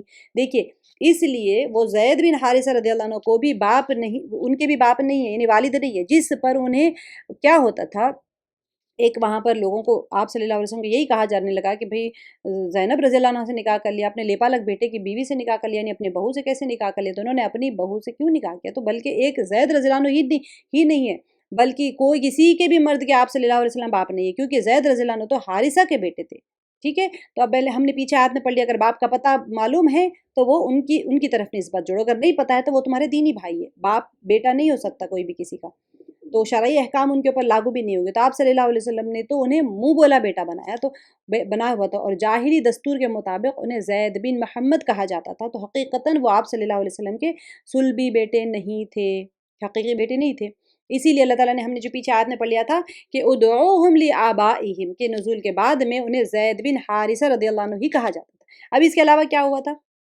حضرت خدیجہ رضی اللہ عنہ سے آپ صلی اللہ علیہ وسلم کے 3 بیٹے قاسم، طاہر اور طیب یہ ہوئے تھے۔ اب ایک ابراہیم جو تھے وہ ماریہ قبطی رضی اللہ عنہا کے بطن سے ہوئے تھے، لیکن یہ سب کے سب بچپن ہی میں فوت ہو گئے تھے، تو ان میں سے کوئی بھی بڑے نہیں، بالغ ہونے کی عمر تک تو نہیں پہنچے تھے۔ تو اب آپ صلی اللہ علیہ وسلم کی کوئی بھی صلبی اولاد میں سے کوئی بھی مد نہیں بنا، ٹھیک ہے، جس کے آپ باپ ہو۔ تو اللہ تعالیٰ نے یہاں پر فرما دیا ما کان محمد ابا احد، کسی کے والد نہیں ہے، من رجالکم، تم مردوں میں سے، ولیکن رسول اللہ، لیکن دیکھیں بہت اہم چیز ہے یہاں پر، یہ جتنے لوگ قادیانی کہتے ہیں کہ ابھی تک نبوت کا کھڑکی کھلی ہوئی ہے، ان کے لیے یہاں پر یہ آیت سے دلیل دی جاتی ہے کہ کسی کے باپ محمد صلی اللہ علیہ وسلم نہیں ہے، لیکن آپ صلی اللہ علیہ وسلم اللہ تعالیٰ کے رسول ہیں اور تمام نبیوں کے ختم کرنے والے ہیں، جو فرمایا وخاتم النبیین وکان اللہ بکل شیء علیما، اور اللہ تعالیٰ ہر چیز کا بخوبی جاننے والے ہیں۔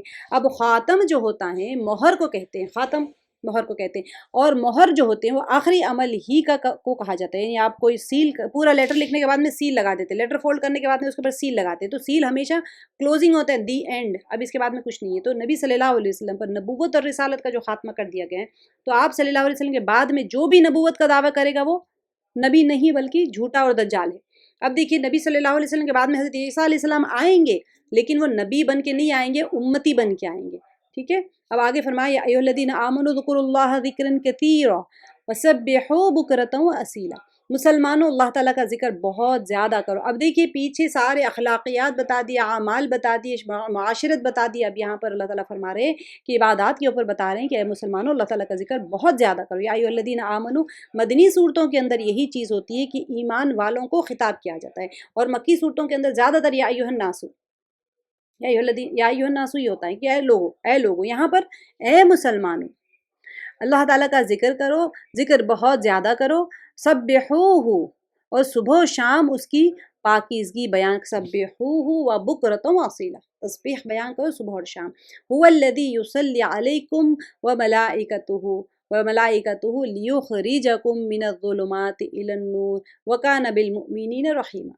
دیکھیے وہی ہے جو تم پر اپنی رحمتیں بھیجتا ہے، اللہ تعالیٰ کے بارے میں، والذی یصلی علیکم، رحمتیں بھیجتا ہے تم پر، وملائکتہ، اور اس کے فرشتے تمہارے لیے دعائے رحمت کرتے۔ کتنی پیاری خوشخبری ہے۔ دیکھیے ہمیں پتہ ہی کوئی نہیں کہ فرشتے ہمارے لیے، حاملین عرش ہمارے لیے دعا کرتے ہیں، تو اللہ تعالیٰ فرما رہے ہیں هو الذی یصلی علیکم وملائکتہ لیخرجکم من الظلمات الی النور، تاکہ وہ تمہیں اندھیروں سے اجالے کی طرف لے جائیں، اور وکان بالمؤمنین رحیما، اور اللہ تعالیٰ مؤمنوں پر بہت ہی مہربان ہے۔ دیکھیے فرشتے کیا کر رہے ہیں، اللہ تعالیٰ بھی ہمارے اوپر رحمتیں بھیج رہے ہیں، اور فرشتے بھی ہمارے لیے دعائیں رحمت کرتے ہیں۔ کیوں؟ تاکہ وہ ہمیں اندھیروں سے اجالے کی طرف لے جائیں۔ اندھیرا ظلمت ہوتا ہے، اس سے جو نور ہدایت ہوتی ہے اس کی طرف لے کے جاتے ہیں فرشتے۔ ہمیشہ کوشش کرتے رہتے ہیں، ہمیں لے کے جانے کی دعائیں بھی کرتے ہیں، اور ان کے سارے عمل اور کوششیں بھی ہوتی ہیں۔ اللہ تعالیٰ فرما رہے ہیں تحیتہم یوم یلقونہ سلام وعد لہم اجرا کریما، جس دن یہ اللہ سے ملاقات کریں گے ان کا تحفہ سلام ہوگا۔ کون لوگ؟ جنت میں فرشتے اہل ایمان کو یا مؤمن آپس میں ایک دوسرے کو سلام کریں گے۔ اب کون لوگ؟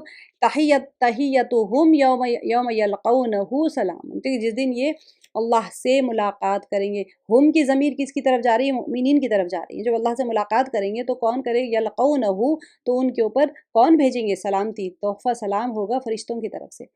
تو وَأَعَدَّ لَهُمْ أَجْرًا كَرِيمًا، تو ان کے لیے اللہ تعالیٰ نے باعزت اجر تیار کر کے رکھا ہے، شمار کر کے رکھا ہوا ہے، عدد سے ہوتا ہے۔ وَأَعَدَّ لَهُمْ، ان کے لیے اجرًا کریما، اللہ تعالیٰ نے شمار کر کے رکھا ہوا ہے۔ یا ایھا النبی اِنَّا أَرْسَلْنَاكَ شَاهِدًا وَمُبَشِّرًا وَنَذِيرًا، اے نبی یقیناً ہم نے ہی آپ کو رسول بنا کر دنیا میں گواہیاں دینے والا، خوشخبریاں سنانے والا، آگاہ کرنے والا بنا کر بھیجا۔ اب دیکھیے تین چیزیں بتائی، یا ایھا النبی، اے نبی کیا ہوا؟ اِنَّا أَرْسَلْنَاكَ، بے شک ہم نے بھیجا آپ کو، شاہدًا ومبشرًا ونذیرًا، گواہیاں دینے والا۔ کون ہو گیا؟ دیکھیے بعض لوگ شاہد کے معنی حاضر اور ناظر کرتے ہیں، یہ غلط معنی ہے۔ یہاں پر یہ معنی لیتے ہیں شاہد، گواہ کون بن سکتا ہے؟ گواہی دینے والا جو کہ حاضر ہو، ٹھیک ہے۔ اس کا جواب اللہ تعالیٰ متعدد آیات میں دے رہے ہوتے ہیں، یہاں پر معنی کی تحریف نہ کیا جائے۔ نبی صلی اللہ علیہ وسلم اپنی امت کی گواہی دیں گے، ان کی بھی جو آپ صلی اللہ علیہ وسلم پر ایمان لائے، اور ان کی بھی جنہوں نے تکذیب کی۔ تو آپ صلی اللہ علیہ وسلم قیامت والے دن اہل ایمان کو ان کے اعضائے وضو سے پہچان لیں گے، جو چمکتے ہوں گے۔ ہمیشہ باوضو رہیں، کیونکہ اعضائے وضو سے نبی صلی اللہ علیہ وسلم پہچان لیں گے آپ کو، وہ چمک رہے ہوں گے۔ تو حدیث مبارکہ سے یہی چیز ثابت ہے۔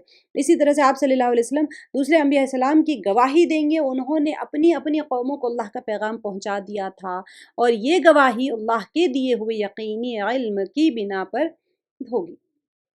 اللہ تعالیٰ نے علم عطا فرمایا تو اس کے اوپر اللہ تعالیٰ، کیونکہ ہمارے پاس قرآن ہے، اس میں ساری چیزیں لکھی ہوئی ہے، بلکہ امتیوں کو بھی پیش کیا جائے گا شاہد بنا کر۔ ہمیں بھی ہم نے کیا دیکھا ہے؟ پوچھا جائے گا، وہ امتی پوچھیں گے تم کیسے گواہ بن سکتے ہو؟ تم تو اس وقت تھے ہی نہیں، تم تو ہمارے بہت بعد میں آئے ہو، تم کیسے گواہی دے سکتے ہو؟ تو امتی محمد صلی اللہ علیہ وسلم کے امتی کہیں گے کہ ہم تو وہاں تھے نہیں، لیکن ہمارے پاس جو کتاب پہنچی ہے اللہ کی طرف سے، اس کتاب میں یہ لکھا ہوا ہے کہ وہ فلاں نبی تمہارے پاس آئے تھے اور اللہ کا پیغام تم تک پہنچائے تھے، تو تم آج انکار نہیں کر سکتے۔ تو امتی بھی شاہد بنیں گے اس وقت میں۔ یہاں پر تو نبی صلی اللہ علیہ وسلم کے لیے کہا جا رہا ہے شاہدوں و مبشروں و نذیرا، خوشخبریاں سنانے والے، آگاہ کرنے والے بنا کر بھیجے گئے نبی صلی اللہ علیہ وسلم۔ آگے وداعیا الی اللہ باذنہ وسراجا ومنیرا، سبحان اللہ، نبی صلی اللہ اللہ علیہ وسلم کی کیسے پیاری تعریفات بیان کی جائے، اللہ کے حکم سے اس کی طرف بلانے والا اور روشن چراغ، جس طرح چراغ سے اندھیرے دور ہو جاتے ہیں اسی طرح آپ صلی اللہ علیہ وسلم کے ذریعے سے کفر اور شرک کی تاریکیاں دور ہوئی ہیں۔ وَدَاعِيًا بلانے والا الی اللہ، اللہ کی طرف، بِإِذْنِهِ، دیکھیں بہت امپورٹنٹ ہے، بِإِذْنِهِ، اللہ کے حکم سے، وَسِرَاجًا وَمُنِيرًا، اور روشن چراغ۔ اب دیکھیے، اور اس چراغ سے جو انسان کمال سعادت حاصل کرنا چاہے وہ کر لے، اس چراغ کی روشنی سے حاصل کر لے۔ کیسے حاصل کریں گے؟ پیچھے آیت میں بتا دیا، اسوہ رسول صلی اللہ علیہ وسلم تمہارے درمیان میں بہترین نمونہ ہے نبی صلی اللہ علیہ وسلم۔ صفات کو سیکھنے کے لیے آپ صلی اللہ علیہ وسلم کی صفات کون سیکھے گا؟ جس کو اللہ اور قیامت کے دن کا یقین اور بہت زیادہ ذکر کرنے والا ہو۔ یہ کنٹینیوسلی صفات، دیکھیں اعمال کو ایک دوسرے سے آپ جوڑیں گے تبھی تو وہ موتی مالا بنے گی نا، موتیوں کو بکھیر دیں گے تو کیسے بنے گی کوئی چیز؟ تو اسی طرح آیات کا تسلسل ہوتا ہے، ایک دوسرے سے جڑی ہوئی ہوتی ہیں ساری چیزیں۔ اب آگے فرمائے وَبَشِّرِ الْمُؤْمِنِينَ بِأَنَّ لَهُم مِّنَ اللَّهِ فَضْلًا كَبِيرًا، آپ مؤمنوں کو خوشخبری سنا دیجئے۔ وَبَشِّر، دیکھیں آپ لوگ جو امر جو کرنے والے ہیں، گرامر کرنے والے ہیں، بشر خوشخبری سنا دیجئے۔ میں نے آپ کو بتایا تھا کہ اگر آخر میں ساکن ہو، بابات کے ساتھ جوڑنا ہو تو کسرہ دیتے ہیں، ورنہ فعل کو کسرہ نہیں آتا۔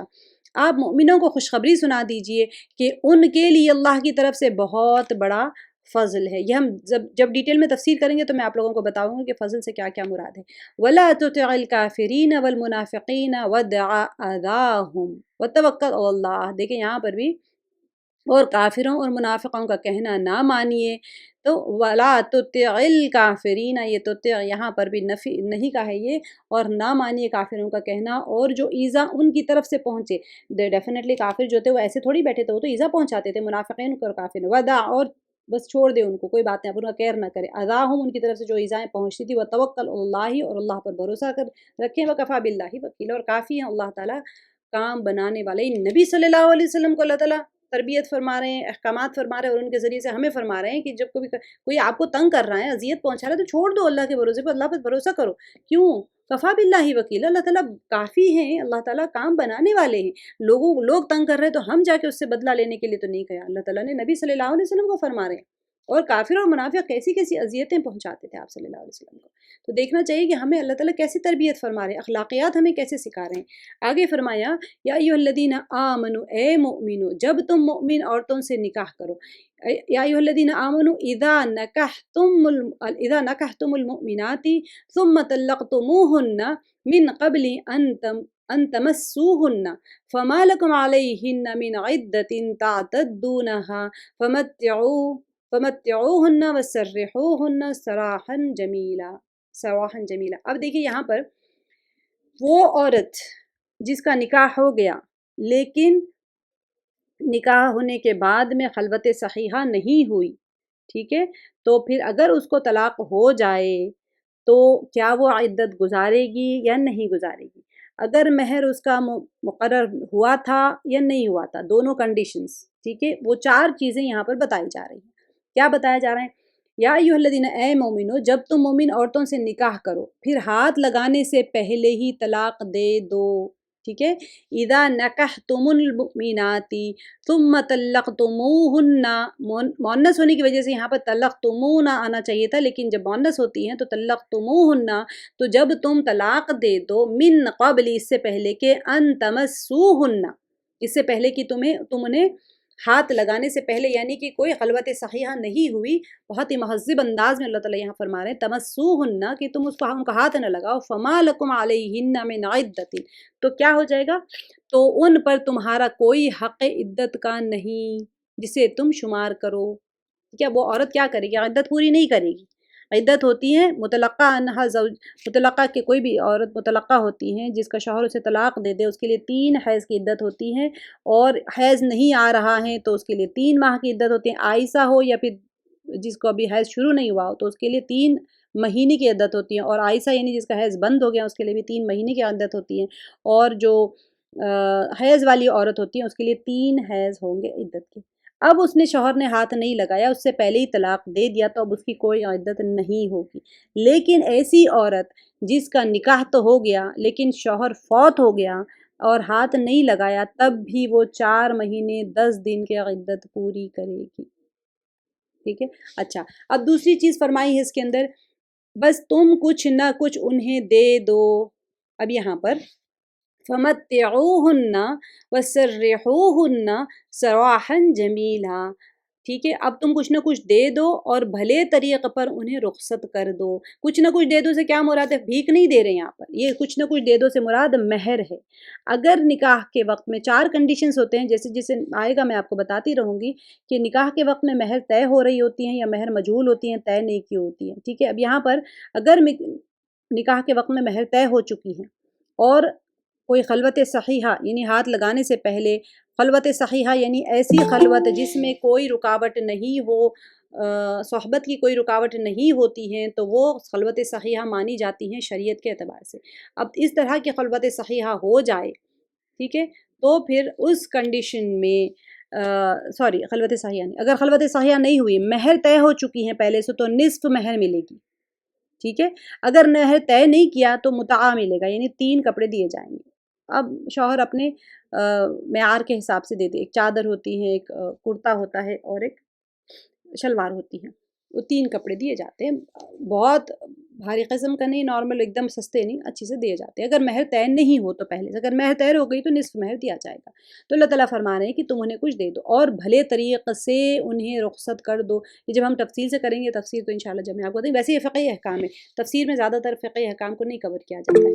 تو یہاں پر ان کو بھلے طریقے سے انہیں رخصت کر دو، یعنی کہ ان کو تنگ مت کرو، اب کسی طریقے سے بھی ان کو اچھے طریقے سے ان کو رخصت کر دو، عزت اور احترام سے، بغیر کوئی ایزا پہنچائے گی ان کو علیحدہ کر دو. آگے یا ایھا النبی، آپ کو ہے یہاں پر، آپ پڑھ سکتے ہیں، میں نے بھیجا ہوا ہے اس کو.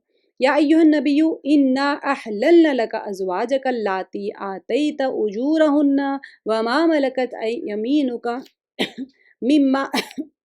مما افاء اللہ علیک وبنات عمک وبنات عماتک وبنات خالک وبنات خالاتک اللاتی ہاجرن معک وامرأة مؤمنة ان وهبت نفسها للنبی ان اراد النبی ان يستنکحها خالصة لك من دون المؤمنین قد علمنا ما فرضنا عليهم في ازواجهم وما ملكت ايمانهم لكي لا يكون عليك حرج وكان اللہ غفور الرحیم. یہ آیت تھوڑی سی بڑی ہے اور تھوڑی سی اس میں تفصیل ہے، میں انشاءاللہ آپ کو بتا دوں گی. اے نبی صلی اللہ علیہ وسلم، ہم نے آپ کے لیے آپ کی وہ بیویاں حلال کر دی ہیں جنہیں آپ ان کے مہر دے چکے ہیں. ٹھیک ہے، یہ سب سے پہلی بات ہے. ابھی اس کی آپ یہاں سے میں آپ کو سمجھا دوں تو پھر دیکھیے، بعض احکام شریعہ میں نبی صلی اللہ علیہ وسلم کو امتیاز حاصل تھا. ٹھیک ہے، سب کے لیے نہیں تھا، 4 نکاح سب کے لیے. آپ صلی اللہ علیہ وسلم کے لیے ایک امتیاز دیا گیا تھا، جنہیں آپ صلی اللہ علیہ وسلم آپ صلی اللہ علیہ وسلم کی خصوصیات ہی کہا جاتا ہے. مثلا اہل علم کی ایک جماعت کے بقول، دیکھیے، قیام اللیل، تہجد آپ صلی اللہ علیہ وسلم پر فرض تھی، ہم پر نہیں ہے. صدقہ آپ صلی اللہ علیہ وسلم پر حرام تھا، ہم لے سکتے ہیں صدقہ. اسی طرح کہ بعض خصوصیات کا ذکر قرآن کریم کے اس مقام پر کیا گیا. کیسے؟ جن کا تعلق نکاح سے ہے. سب سے پہلی یہ بات ہے کہ جن عورتوں کو آپ صلی اللہ علیہ وسلم نے مہر دیا ہے وہ حلال ہیں، چاہے تعداد میں وہ کتنی ہی ہو. ٹھیک ہے، مہر دے دیا تو حلال ہو گئی، نکاح کر کے مہر دے دیا تو حلال ہو گئی. اور آپ صلی اللہ علیہ وسلم نے حضرت صفیہ رضی اللہ عنہ اور جویریہ رضی اللہ عنہ کا مہر ان کی آزادی کو قرار دیا تھا، کیونکہ یہ دونوں وہ تھے، غلام باندیاں تھی، تو ان کو آزاد کیا تو ان کا مہر مقرر کر دیا. ان کے علاوہ بصورت نقد سب کو مہر ادا کیا تھا. ٹھیک ہے، اب صرف ام حبیبہ رضی اللہ عنہ کا مہر نجاشی نے اپنی طرف سے دیا تھا. جہاں جہاں پر بھی یہ واقعات آئیں گے میں آپ کو وہاں پر بتاتی جاؤں گی ام حبیبہ کا کیا معاملہ تھا اور باقیوں کا کیا معاملہ تھا. اب دیکھیے آگے کی جو آیت ہے اس کے اندر، اور وہ لونڈیاں بھی جو اللہ تعالیٰ نے غنیمت میں آپ کو دی ہیں. دیکھیے یہاں پر اللاتی، یہاں پر ازواجک اللاتی آتیت اجورہن، ان کا مہر دے دیا ہو. وما ملکت یمینک، وما ملکت یمینک سے مراد باندیاں ہوتی ہیں. مما آفاء اللہ، یعنی مال فی کی شکل میں ان کو مال غنیمت کی طرح وہ لونڈیاں یا باندیاں ملی اور وہ ان کو مما افاء اللہ علیک. اب یہ لوگ بھی وہ لونڈیاں بھی جو اللہ تعالیٰ نے غنیمت میں آپ کو دی ہیں. ٹھیک ہے، اب اس کے بعد میں فرمایا ہے کہ و بناتی امیکا و بناتی اماتکا، ام کہتے ہیں چچا کو، اور چچا کی بیٹیاں، و بناتی اماتکا، پھوپھی کی بیٹیاں، یہ بھی آپ کے لیے حلال ہے اگر آپ مہر دے دیں تو، و بناتی خالکا و بناتی خالاتکا، خالکا ماموں کو کہتے ہیں، آپ کے ماموں کی، و بناتی خالاتکا، اور آپ کی خالاؤں کی بیٹیاں، اللاتی ہاجرن معکا، جنہوں نے آپ کے ساتھ ہجرت کی ہے، ٹھیک ہے۔ اب یہ دیکھیں ہجرت کا، اس کا مطلب یہ ہے کہ جس طرح آپ صلی اللہ علیہ وسلم نے ہجرت کی، اسی طرح انہوں نے بھی مکے سے مدینہ ہجرت کی، کیونکہ آپ صلی اللہ علیہ وسلم کے ساتھ تو کسی عورت نے بھی ہجرت نہیں کی تھی۔ ہجرت ساتھ کرنے سے مراد ساتھ نہیں، لیکن جنہوں نے ہجرت کی ان میں سے اگر آپ کرنا چاہیں، کیونکہ اس زمانے میں ہجرت تھا پرائم فیکٹر ایمان کا۔ اگر کوئی بندہ ہجرت نہیں کر کے وہیں رہ رہا تھا تو پھر اس کا ایمان ہی معتبر نہیں تھا۔ ہجرت وہاں پر شرط ہو گئی تھی، ہجرت کرنا لازمی ہو گیا تھا سب کے لیے، تو اسی لیے یہاں پر بتایا جا رہا ہے کہ یہاں پر جو اللاتی ہاجرن معک، اب آگے فرمایا وامرأۃ مؤمنۃ ان وہبت نفسها للنبی ان اراد النبی ان یستنکحھا، اور وہ با ایمان عورت جو اپنا نفس نبی صلی اللہ علیہ وسلم کو ہبا کر دے، یہ اس صورت میں کہ خود نبی بھی اس سے نکاح کرنا چاہیں، ٹھیک ہے۔ وہابت یعنی اپنے وہابت نفسہ یعنی اپنے نفس کو ہبا کر دے، للنبی نبی صلی اللہ علیہ وسلم آگے، لیکن ان اراد النبی ان یستنکحھا، لیکن نبی صلی اللہ علیہ وسلم کو بھی ارادہ ہو ان سے نکاح کرنے کا تو وہ بھی حلال ہے۔ خالصۃ لک من دون المؤمنین، یہ خاص طور پر صرف آپ کے لیے ہی ہیں، اور یہ خاص طور پہ کس کے لیے؟ آپ کے لیے ہی ہے، اور مومنوں کے لیے نہیں ہے۔ یہ نہیں کہ 9 10 20 25، خیر 9 تو تھے لیکن صرف باقیوں کے لیے صرف 4 ہی ہے، اسی لیے فرما دیا گیا ہے کہ خالصۃ لک من دون المؤمنین قد علمنا ما فرضنا علیہم فی ازواجہم، ٹھیک ہے، ہم اسے بخوبی جانتے ہیں جو ہم نے ان پر ان کی بیویوں اور لونڈیوں کے بارے میں احکام مقرر کر کے رکھے ہوئے ہیں۔ اب اس سے کیا مراد ہے کہ لیکن نبی صلی اللہ علیہ وسلم کو جب یہاں پر کہا گیا ہے تو اللہ تعالیٰ فرما رہے ہیں کہ ہم جانتے ہیں کہ کون سی اللہ سبحانہ و تعالیٰ تو آیت کے ذریعے فرما رہے ہیں کہ ایسا نہ ہو کہ لوگ اتباع، پیچھے پڑھ لیا نا اسوہ رسول ہے، اتباع کرو، تو اتباع کا مطلب یہ نہیں کہ آپ بھی شروع کر دیں نکاح کرنے کے لیے، لیکن مومنوں کے لیے نہیں ہے۔ جو چیزیں نبی صلی اللہ علیہ وسلم کے لیے ایکسکلوسیولی بتا دیا گیا، وما ملکت ایمانہم لکی لا یکون علیک حرج، اور فرما دیا ہے کہ اچھا یہ اس لیے کہ آپ پر حرج واقع نہ ہو، اللہ تعالیٰ بہت بخشنے اور بڑے رحم کرنے والے، وکان اللہ غفور الرحیم، اللہ تعالیٰ بہت زیادہ بخشنے اور رحم کرنے والے ہیں۔ یعنی کہ نبی کریم صلی اللہ علیہ وسلم کو اپنا آپ ہبا کرنے والی عورت اچیت میں نہ بتاتی، یہ اجازت صرف آپ صلی اللہ علیہ وسلم کے لیے ہے، دیگر مؤمنوں کے لیے تو ضروری ہے کہ وہ حق مہر ادا کرے، طب یعنی کہ جو طریقہ ہے اس کو وہی جائز ہوگا۔ آگے آئی ہوپ سمجھ میں آ گیا آپ لوگوں کو، آیت بڑی ہے لیکن آسان آیت ہے، ٹھیک ہے، آپ صلی اللہ علیہ وسلم کی خصوصیات اس کے اندر بتائی جا رہی ہیں۔ ترجی من تشاء منہن وتؤوی الیک من تشاء، ان میں سے جسے آپ چاہیں دور رکھ دیں اور جسے چاہیں اپنے پاس رکھ لیں۔ اس کے بارے میں دیکھیں، اب دیکھیے نبی صلی اللہ علیہ وسلم کی ایک اور خصوصیت کا بیان ہے، وہ یہ کیا ہے کہ بیویوں کے درمیان باریاں مقرر کرنے میں آپ صلی اللہ علیہ وسلم کو اختیار دے دیا گیا۔ آپ صلی اللہ علیہ وسلم جس کی باری چاہیں موقوف کر دیں، جس کے پاس جانا چاہیں، آپ چاہیں تو جائیں، آپ چاہیں تو نہ جائیں، اسے نکاح میں رکھتے ہوئے اس سے مباشرت نہ کریں، اور جس سے چاہیں یہ تعلق قائم رکھیں۔ یہ اختیار صرف نبی صلی اللہ علیہ وسلم کو، باقی امت کو نہیں ہے۔ باقیوں کے لیے دوسرا نکاح کیا ہے تو پھر حقوق ادا کرنے پڑیں گے، جو شرعی طور پہ کہہ دیا گیا ہے کہ باری مقرر کرنی پڑے گی، سارا کچھ رہے گا، جو شرعی احکامات ہیں وہ سارے کچھ کرنے ہوں گے۔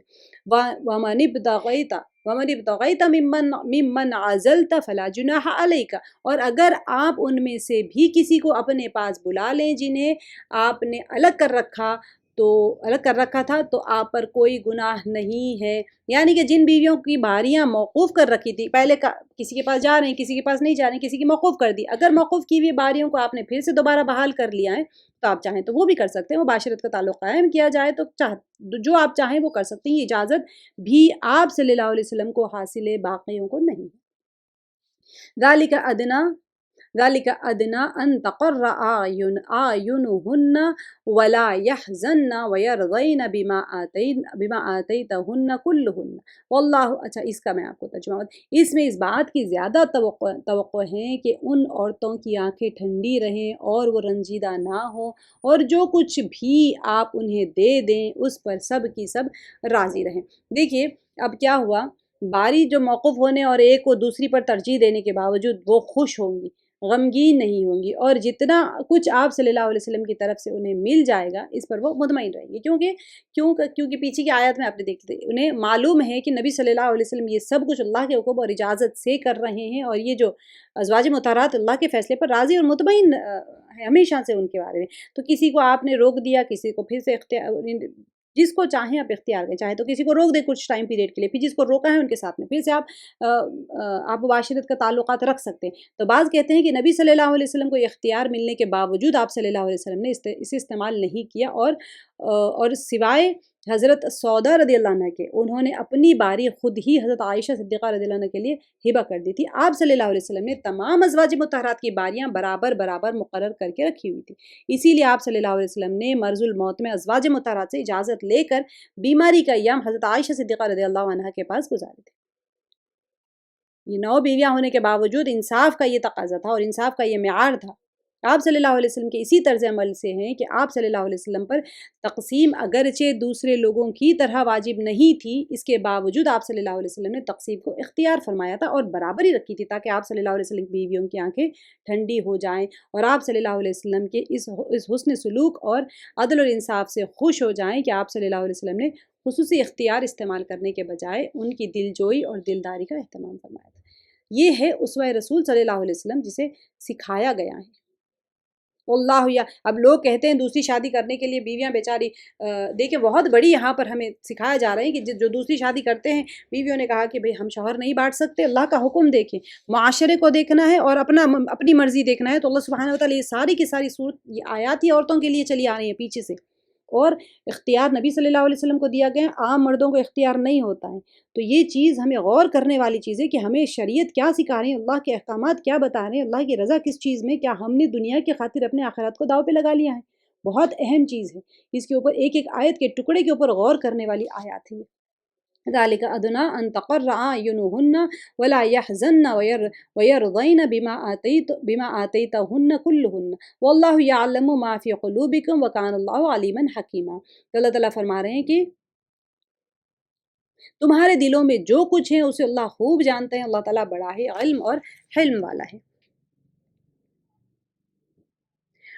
لا يحل لك النساء من بعد ولا ان تبدل بهن من ازواج ولو اعجبك حسنهن الا ما ملكت يمينك وكان اللہ على كل شيء رقیبا۔ دیکھیں یہاں پر اس کے بعد میں اور عورتیں آپ کے لیے حلال نہیں، اور نہ یہ درست ہیں کہ ان کے بدلے اور عورتوں سے نکاح کریں اگرچہ ان کی صورت اچھی بھی لگتی ہو۔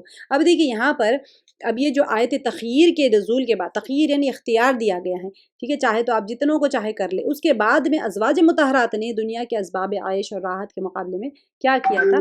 عصرت کا یعنی ایک نبی صلی اللہ علیہ وسلم کا ساتھ دیا تھا، تو نبی صلی اللہ علیہ وسلم کے ساتھ رہنا پسند کیا تھا، ان کا صلہ اللہ تعالیٰ نے یہ دیا کہ آپ صلی اللہ علیہ وسلم کو ان ازواج کے علاوہ جن کی تعداد اس وقت 9 تھی، ٹھیک ہے، دوسرے عورتوں سے نکاح کرنے یا ان سے کسی کو طلاق دے کر اس کی جگہ کسی اور سے نکاح کرنے سے منع فرماتے۔ لا یحل لک النساء، پیچھے آیت میں تو بتا دیا تھا کہ آپ جس کو چاہے کر لیں، پھر یہاں پر اس آیت میں یہ بتایا جا رہا ہے کہ اب آپ یہ 9 ازواج مطہرات، اب ان میں سے کسی کو طلاق دے کے 9 کی گنتی پوری کرنا ہے، یہ بھی نہیں ہے، اب کسی کو بھی نہیں کرنا ہے، کیونکہ ازواج مطہرات جب راضی ہو گئے تو اللہ تعالیٰ نے ان کو انعام کے طور پہ فرما دیا۔ مفسرین کا قول یہ ہے اب دوسری عورتوں سے نکاح کرنے یا ان میں سے کسی کو طلاق دے کر اس کی جگہ کسی اور سے نکاح کرنے سے منع فرما دیا۔ بعض کہتے ہیں کہ بعد میں آپ صلی اللہ علیہ وسلم کو یہ اختیار دے دیا گیا تھا، لیکن آپ صلی اللہ علیہ وسلم نے کوئی نکاح نہیں کیا تھا۔ دونوں قول آ گئے کہ پہلے اس آیت میں تو منع کر دیا گیا تھا، پھر بعد میں اختیار دے دیا گیا تھا، لیکن آپ صلی اللہ علیہ وسلم نے نکاح نہیں کیا تھا۔ اچھا، یہاں پر ہاں مگر جو آپ کی مملوکہ ہو. اچھا یہاں پہ دیکھیں اگرچہ ان کی صورت اچھی بھی لگتی ہو، یہ آیت میں تو بتا دیا کہ نہیں کرنا ہے نکاح آپ کو. آگے فرمایا مگر جو آپ کی مملوکہ ہوں اور اللہ تعالیٰ ہر چیز کا پورا نگہبان. اب مملوکہ کون ہوتے ہیں؟ جو باندیاں ہوتی، لونڈیاں رکھنے پر کوئی پابندی نہیں تھی. اب 9 بیویوں کے علاوہ 50 لونڈیاں رکھنے کوئی پابندی نہیں تھی. بعض نے اس کے عموم سے استدلال کرتے ہوئے کہا ہے کہ کافر لونڈی بھی رکھنے کی آپ صلی اللہ علیہ وسلم کو اجازت تھی. ٹھیک ہے. اور بعض نے کہا کہ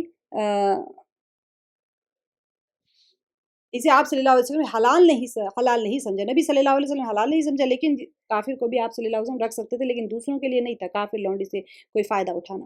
نبی صلی اللہ علیہ وسلم کی یہ خصوصیات تھی ساری کی ساری.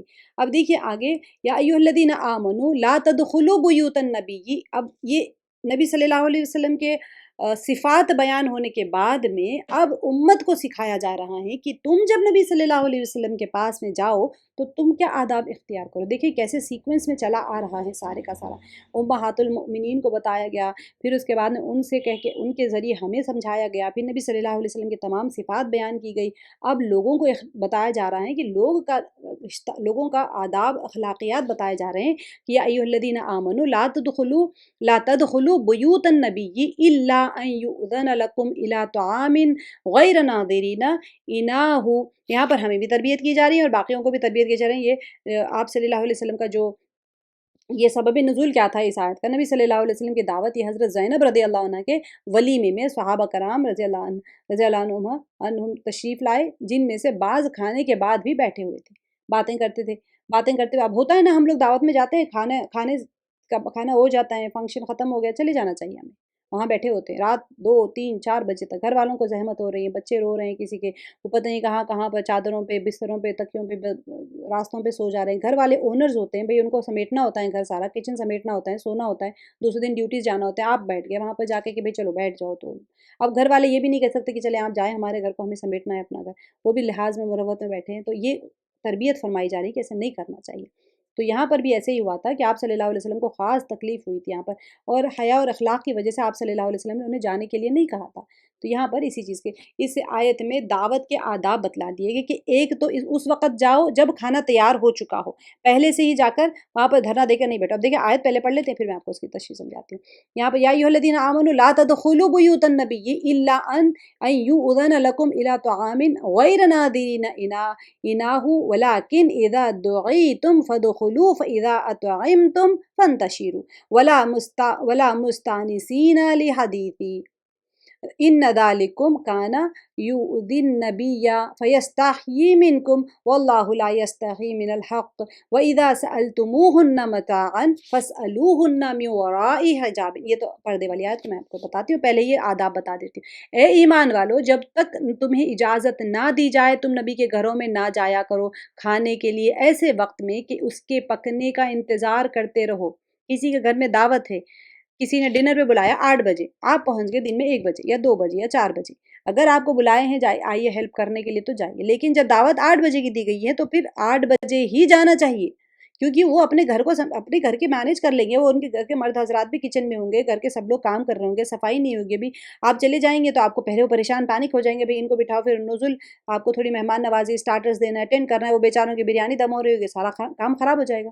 تو یہاں پر اللہ تعالیٰ اخلاقیات بتا رہے ہیں کہ جب آپ کو بلایا جائے تو ضرور جائیے، لیکن نہیں بلایا ٹائم سے پہلے تو پھر آن ٹائم جائیں، دعوت میں کھائیں، ٹائم ختم واپس اٹھ جانا ہے وہاں سے، پھر بیٹھے نہیں رہنا ہے وہاں باتیں کرتے ہوئے. جب تک تمہیں اجازت نہ دی جائے تم نبی کے گھروں میں نہ جایا کرو کھانے کے لیے ایسے وقت میں کہ اس کے پکنے کا انتظار کرتے رہو، بلکہ جب بلایا جائے جاؤ اور جب کھا چکو نکل کھڑے ہو.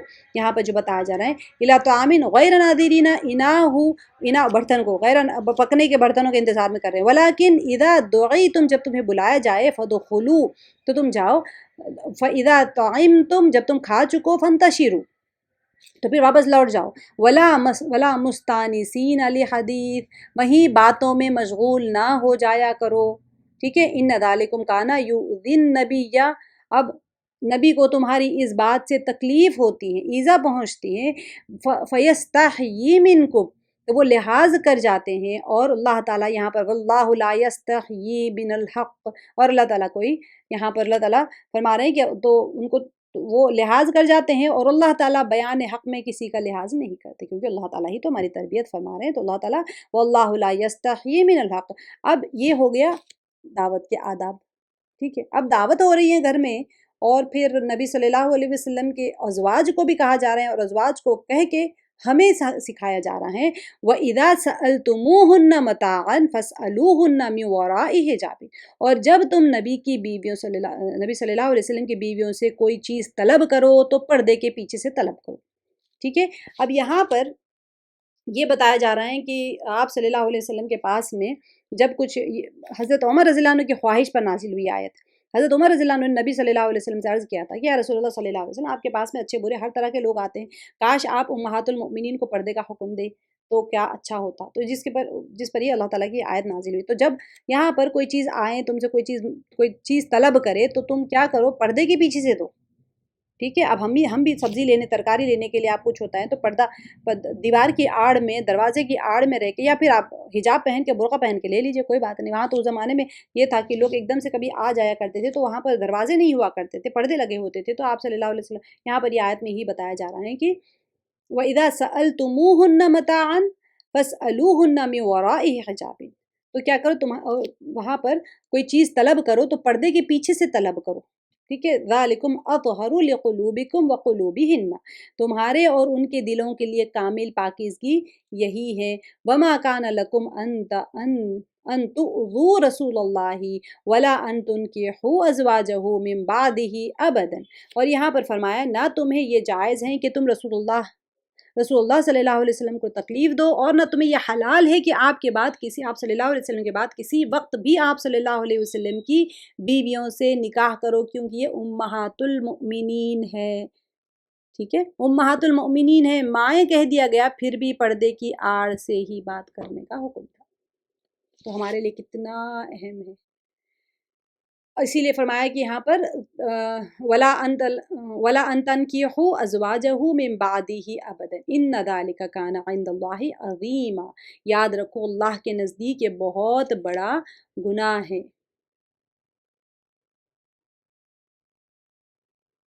اب یہاں پر یہی بتا دیا گیا آیت میں کہ إِنَّ ذَلِكُمْ كَانَ عِندَ اللَّهِ عَظِيمًا.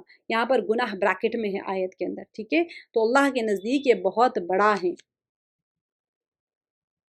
اچھا، یہاں پر آیت نمبر 54 ان تبدو شیئا او تخفوہ فإن اللہ کان بکل شیء علیما. تم کسی چیز کو ظاہر کرو یا مخفی رکھو، اللہ تو ہر چیز کا بخوبی علم رکھنے والے ہیں. آگے ہے لا جناح علیہن فی آبائہن ولا ابنائہن ولا اخوانہن ولا ابنائی اخوانہن ولا ابنائی اخواتہن ولا نسائہن ولا ما ملکت ایمانہن واتقین اللہ ان اللہ کان علی کل شیء شہیدا. اب دیکھیے عورتوں کے لیے بتایا جا رہا ہے، عام عورتوں کو. لا جناح علیہن، ان عورتوں پر کوئی گناہ نہیں کہ وہ اپنے باپوں. یہاں پر جب عورتوں کے لیے پردے کا حکم نازل ہوا تو پھر گھر میں موجود اقارب یا ہر وقت آنے جانے والے رشتہ داروں کی بابت سوال ہوا کہ ان سے پردہ کیا جائے یا نہیں. تو اس آیت میں ان اقارب کا ذکر کر دیا گیا جن سے پردے کی ضرورت نہیں.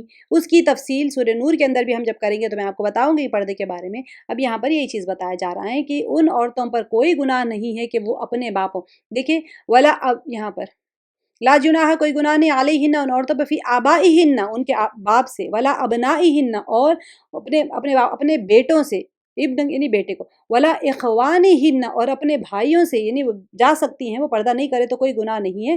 ولا ابنائی اخوانہن اپنے بیٹے کے بھائی کے بیٹے، بھانجوں سے. ٹھیک ہے، نہیں بھتیجوں سے. ولا ابنائی اخواتہن اور بھتیجوں سے اور بھانجوں سے. ولا نسائہن اور اپنی میل جول کی عورتوں. دیکھیں عورتوں سے بھی پردے کا حکم ہے. کس کے ساتھ کس سے پردہ کرنے میں گناہ نہیں ہے، کس کے سامنے جانے میں گناہ نہیں ہے، اپنی میل جول کی عورتوں کے سامنے جانے میں کوئی گناہ نہیں ہے.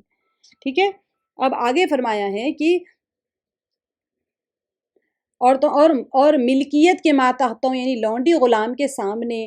ٹھیک ہے، ولا ما ملکت ایمانہن آپ کے لونڈے غلام ہیں تو ان کے سامنے بھی جانے سے آپ کو کوئی گناہ نہیں. واتقین اللہ، اور تو اللہ سے ڈرتی رہو. ان اللہ کان علی کل شیء شہیدا، کہ اللہ تعالیٰ یقیناً ہر چیز پر شاہد ہے. ٹھیک ہے. اس مقام پر عورتوں کو تقوی کا حکم دے کر واضح کر دیا کہ اگر تمہارے دلوں میں تقوی ہوگا تو پردے کا جو اصل مقصد ہے وہ پورا ہو جائے گا. یہاں پر کیا ہے اصل مقصد؟ قلب اور نظر کی طہارت اور عصمت کی حفاظت ہے، وہ یقیناً تمہیں حاصل ہوگا. ورنہ حجاب کی جو ظاہری پابندیاں ہیں تمہیں گناہ میں ملوث ہونے سے نہیں بچا سکتی. ظاہری پابندیاں تو آپ نے ظاہری بہت اچھی کر لی، لیکن آپ کا قلب اور آپ کی نظر اور طہارت جو ہے وہ سب گناہ میں ملوث ہے. آپ دل میں سوچ رہے ہیں، یہ ساری چیزیں جو ہے وہ اللہ تعالیٰ نے فرما دیا کہ یہ جو پردہ کرنا ہے یہ تمہارے جسم کا پردہ نہیں ہے، یہ دل کا پردہ ہے، یہ آنکھوں کا پردہ ہے، یہ حیا ہے، سب عصمت کی حفاظت ہے یہ ساری چیزیں. ٹھیک ہے. آگے جو فرمایا کہ ان اللہ و ملائکتہ یصلون علی النبی یا ایھا الذین آمنوا صلوا علیہ وسلموا تسلیما. اللہ تعالیٰ اور اس کے فرشتے اس نبی پر رحمت بھیجتے ہیں. اے ایمان والو تم بھی ان پر درود بھیجو اور خوب سلام بھی بھیجتے رہا کرو. درود و سلام کی فضیلت آپ سب کو معلوم ہے ماشاءاللہ. اس کے اندر میں یہ نوٹ سے آپ لوگ ضرور اس کو پڑھیے پورے کا پورا انشاءاللہ. آگے کی آیت ہم کر لیتے ہیں. ان الذین یؤذون اللہ ورسولہ لعنہم اللہ فی الدنیا والآخرۃ وَأَعَدَّ لَهُمْ عَذَابًا مُهِينًا. جو لوگ اللہ اور اس کے رسول کو ایذا دیتے ہیں ان پر دنیا اور آخرت میں اللہ کی پھٹکار ہے اور ان کے لیے نہایت رسوا کن عذاب ہے. دیکھیے اللہ کو ایذا دینے کا مطلب کیا ہے؟ ان افعال کا ارتکاب کرنا، وہ کاموں کو کرنا ہے جسے وہ ناپسند فرماتے ہیں. ورنہ اللہ کو ایذا پہنچانے پر کون قدرت رکھتا ہے؟ اللہ تعالیٰ کو کون ایذا پہنچا سکتا ہے؟ ان الذین یؤذون اللہ ورسولہ، کیا فرمایا؟ سزا کیا ہے؟ لعنہم اللہ فی الدنیا والآخرۃ وأعد لهم عذابا مہینا. تو اللہ تعالیٰ نے فرما دیا یہاں پر کہ جیسے مشرکین یہود اور نصارہ جتنے بھی یہ لوگ اللہ کے لیے اولاد ثابت کرتے ہیں، اور جس طرح سے حدیث قدسی میں ہے کہ اللہ تعالیٰ فرماتا ہے کہ ابن آدم مجھے ایذا دیتا ہے، زمانے کو گالی دیتا ہے حالانکہ میں ہی زمانہ ہوں. اللہ، کیا برا وقت آ گیا. ہم بولتے ہیں نا وقت کو گالی دینا. تو حالانکہ یہ ہے کہ اس کے رات اور دن کی گردش میری ہی حکم سے ہوتی ہے. ٹھیک ہے. اب یہاں پر یہ کہنا کہ زمانے نے یا فلک کج رفتار نے ایسا کر دیا، یہ صحیح نہیں. اس لیے کہ جو افعال اللہ کے ہیں زمانے یا فلک کے نہیں ہیں. کوئی اللہ تعالیٰ کی طرف سے ہو رہے ہیں نا. تو اللہ کے رسول کو ایذا کیسے پہنچا؟ اللہ کے رسول کو ایذا پہنچانے سے کیا مراد ہے؟ آپ صلی اللہ علیہ وسلم کے انکار کرنا، تکذیب کرنا، آپ صلی اللہ علیہ وسلم کو شاعر، کذاب، ساحر وغیرہ کرنا. علاوہ اس کے کیا ہے؟ بعض احادیث میں صحابہ کرام رضی اللہ عنہ کو ایذا پہنچانے اور ان کی جو ان کے اندر نقص نکالنا، ان کے ساتھ میں اہانت کرنا، نفرت رکھنا ان کے لیے، اور ان کو کمتر سمجھنا، یہ ساری چیزیں آپ صلی اللہ علیہ وسلم نے آپ صلی اللہ علیہ وسلم نے ایذا قرار دیا ہے. آگے کی آیت دیکھ لیجئے. والذین، اچھا یہ کی ہے نا ہماری، چلیے ٹھیک ہے. والذین یؤذون المؤمنین والمؤمنات بغیر ما اکتسبوا فقد احتملوا بہتانا و اثما مبینا.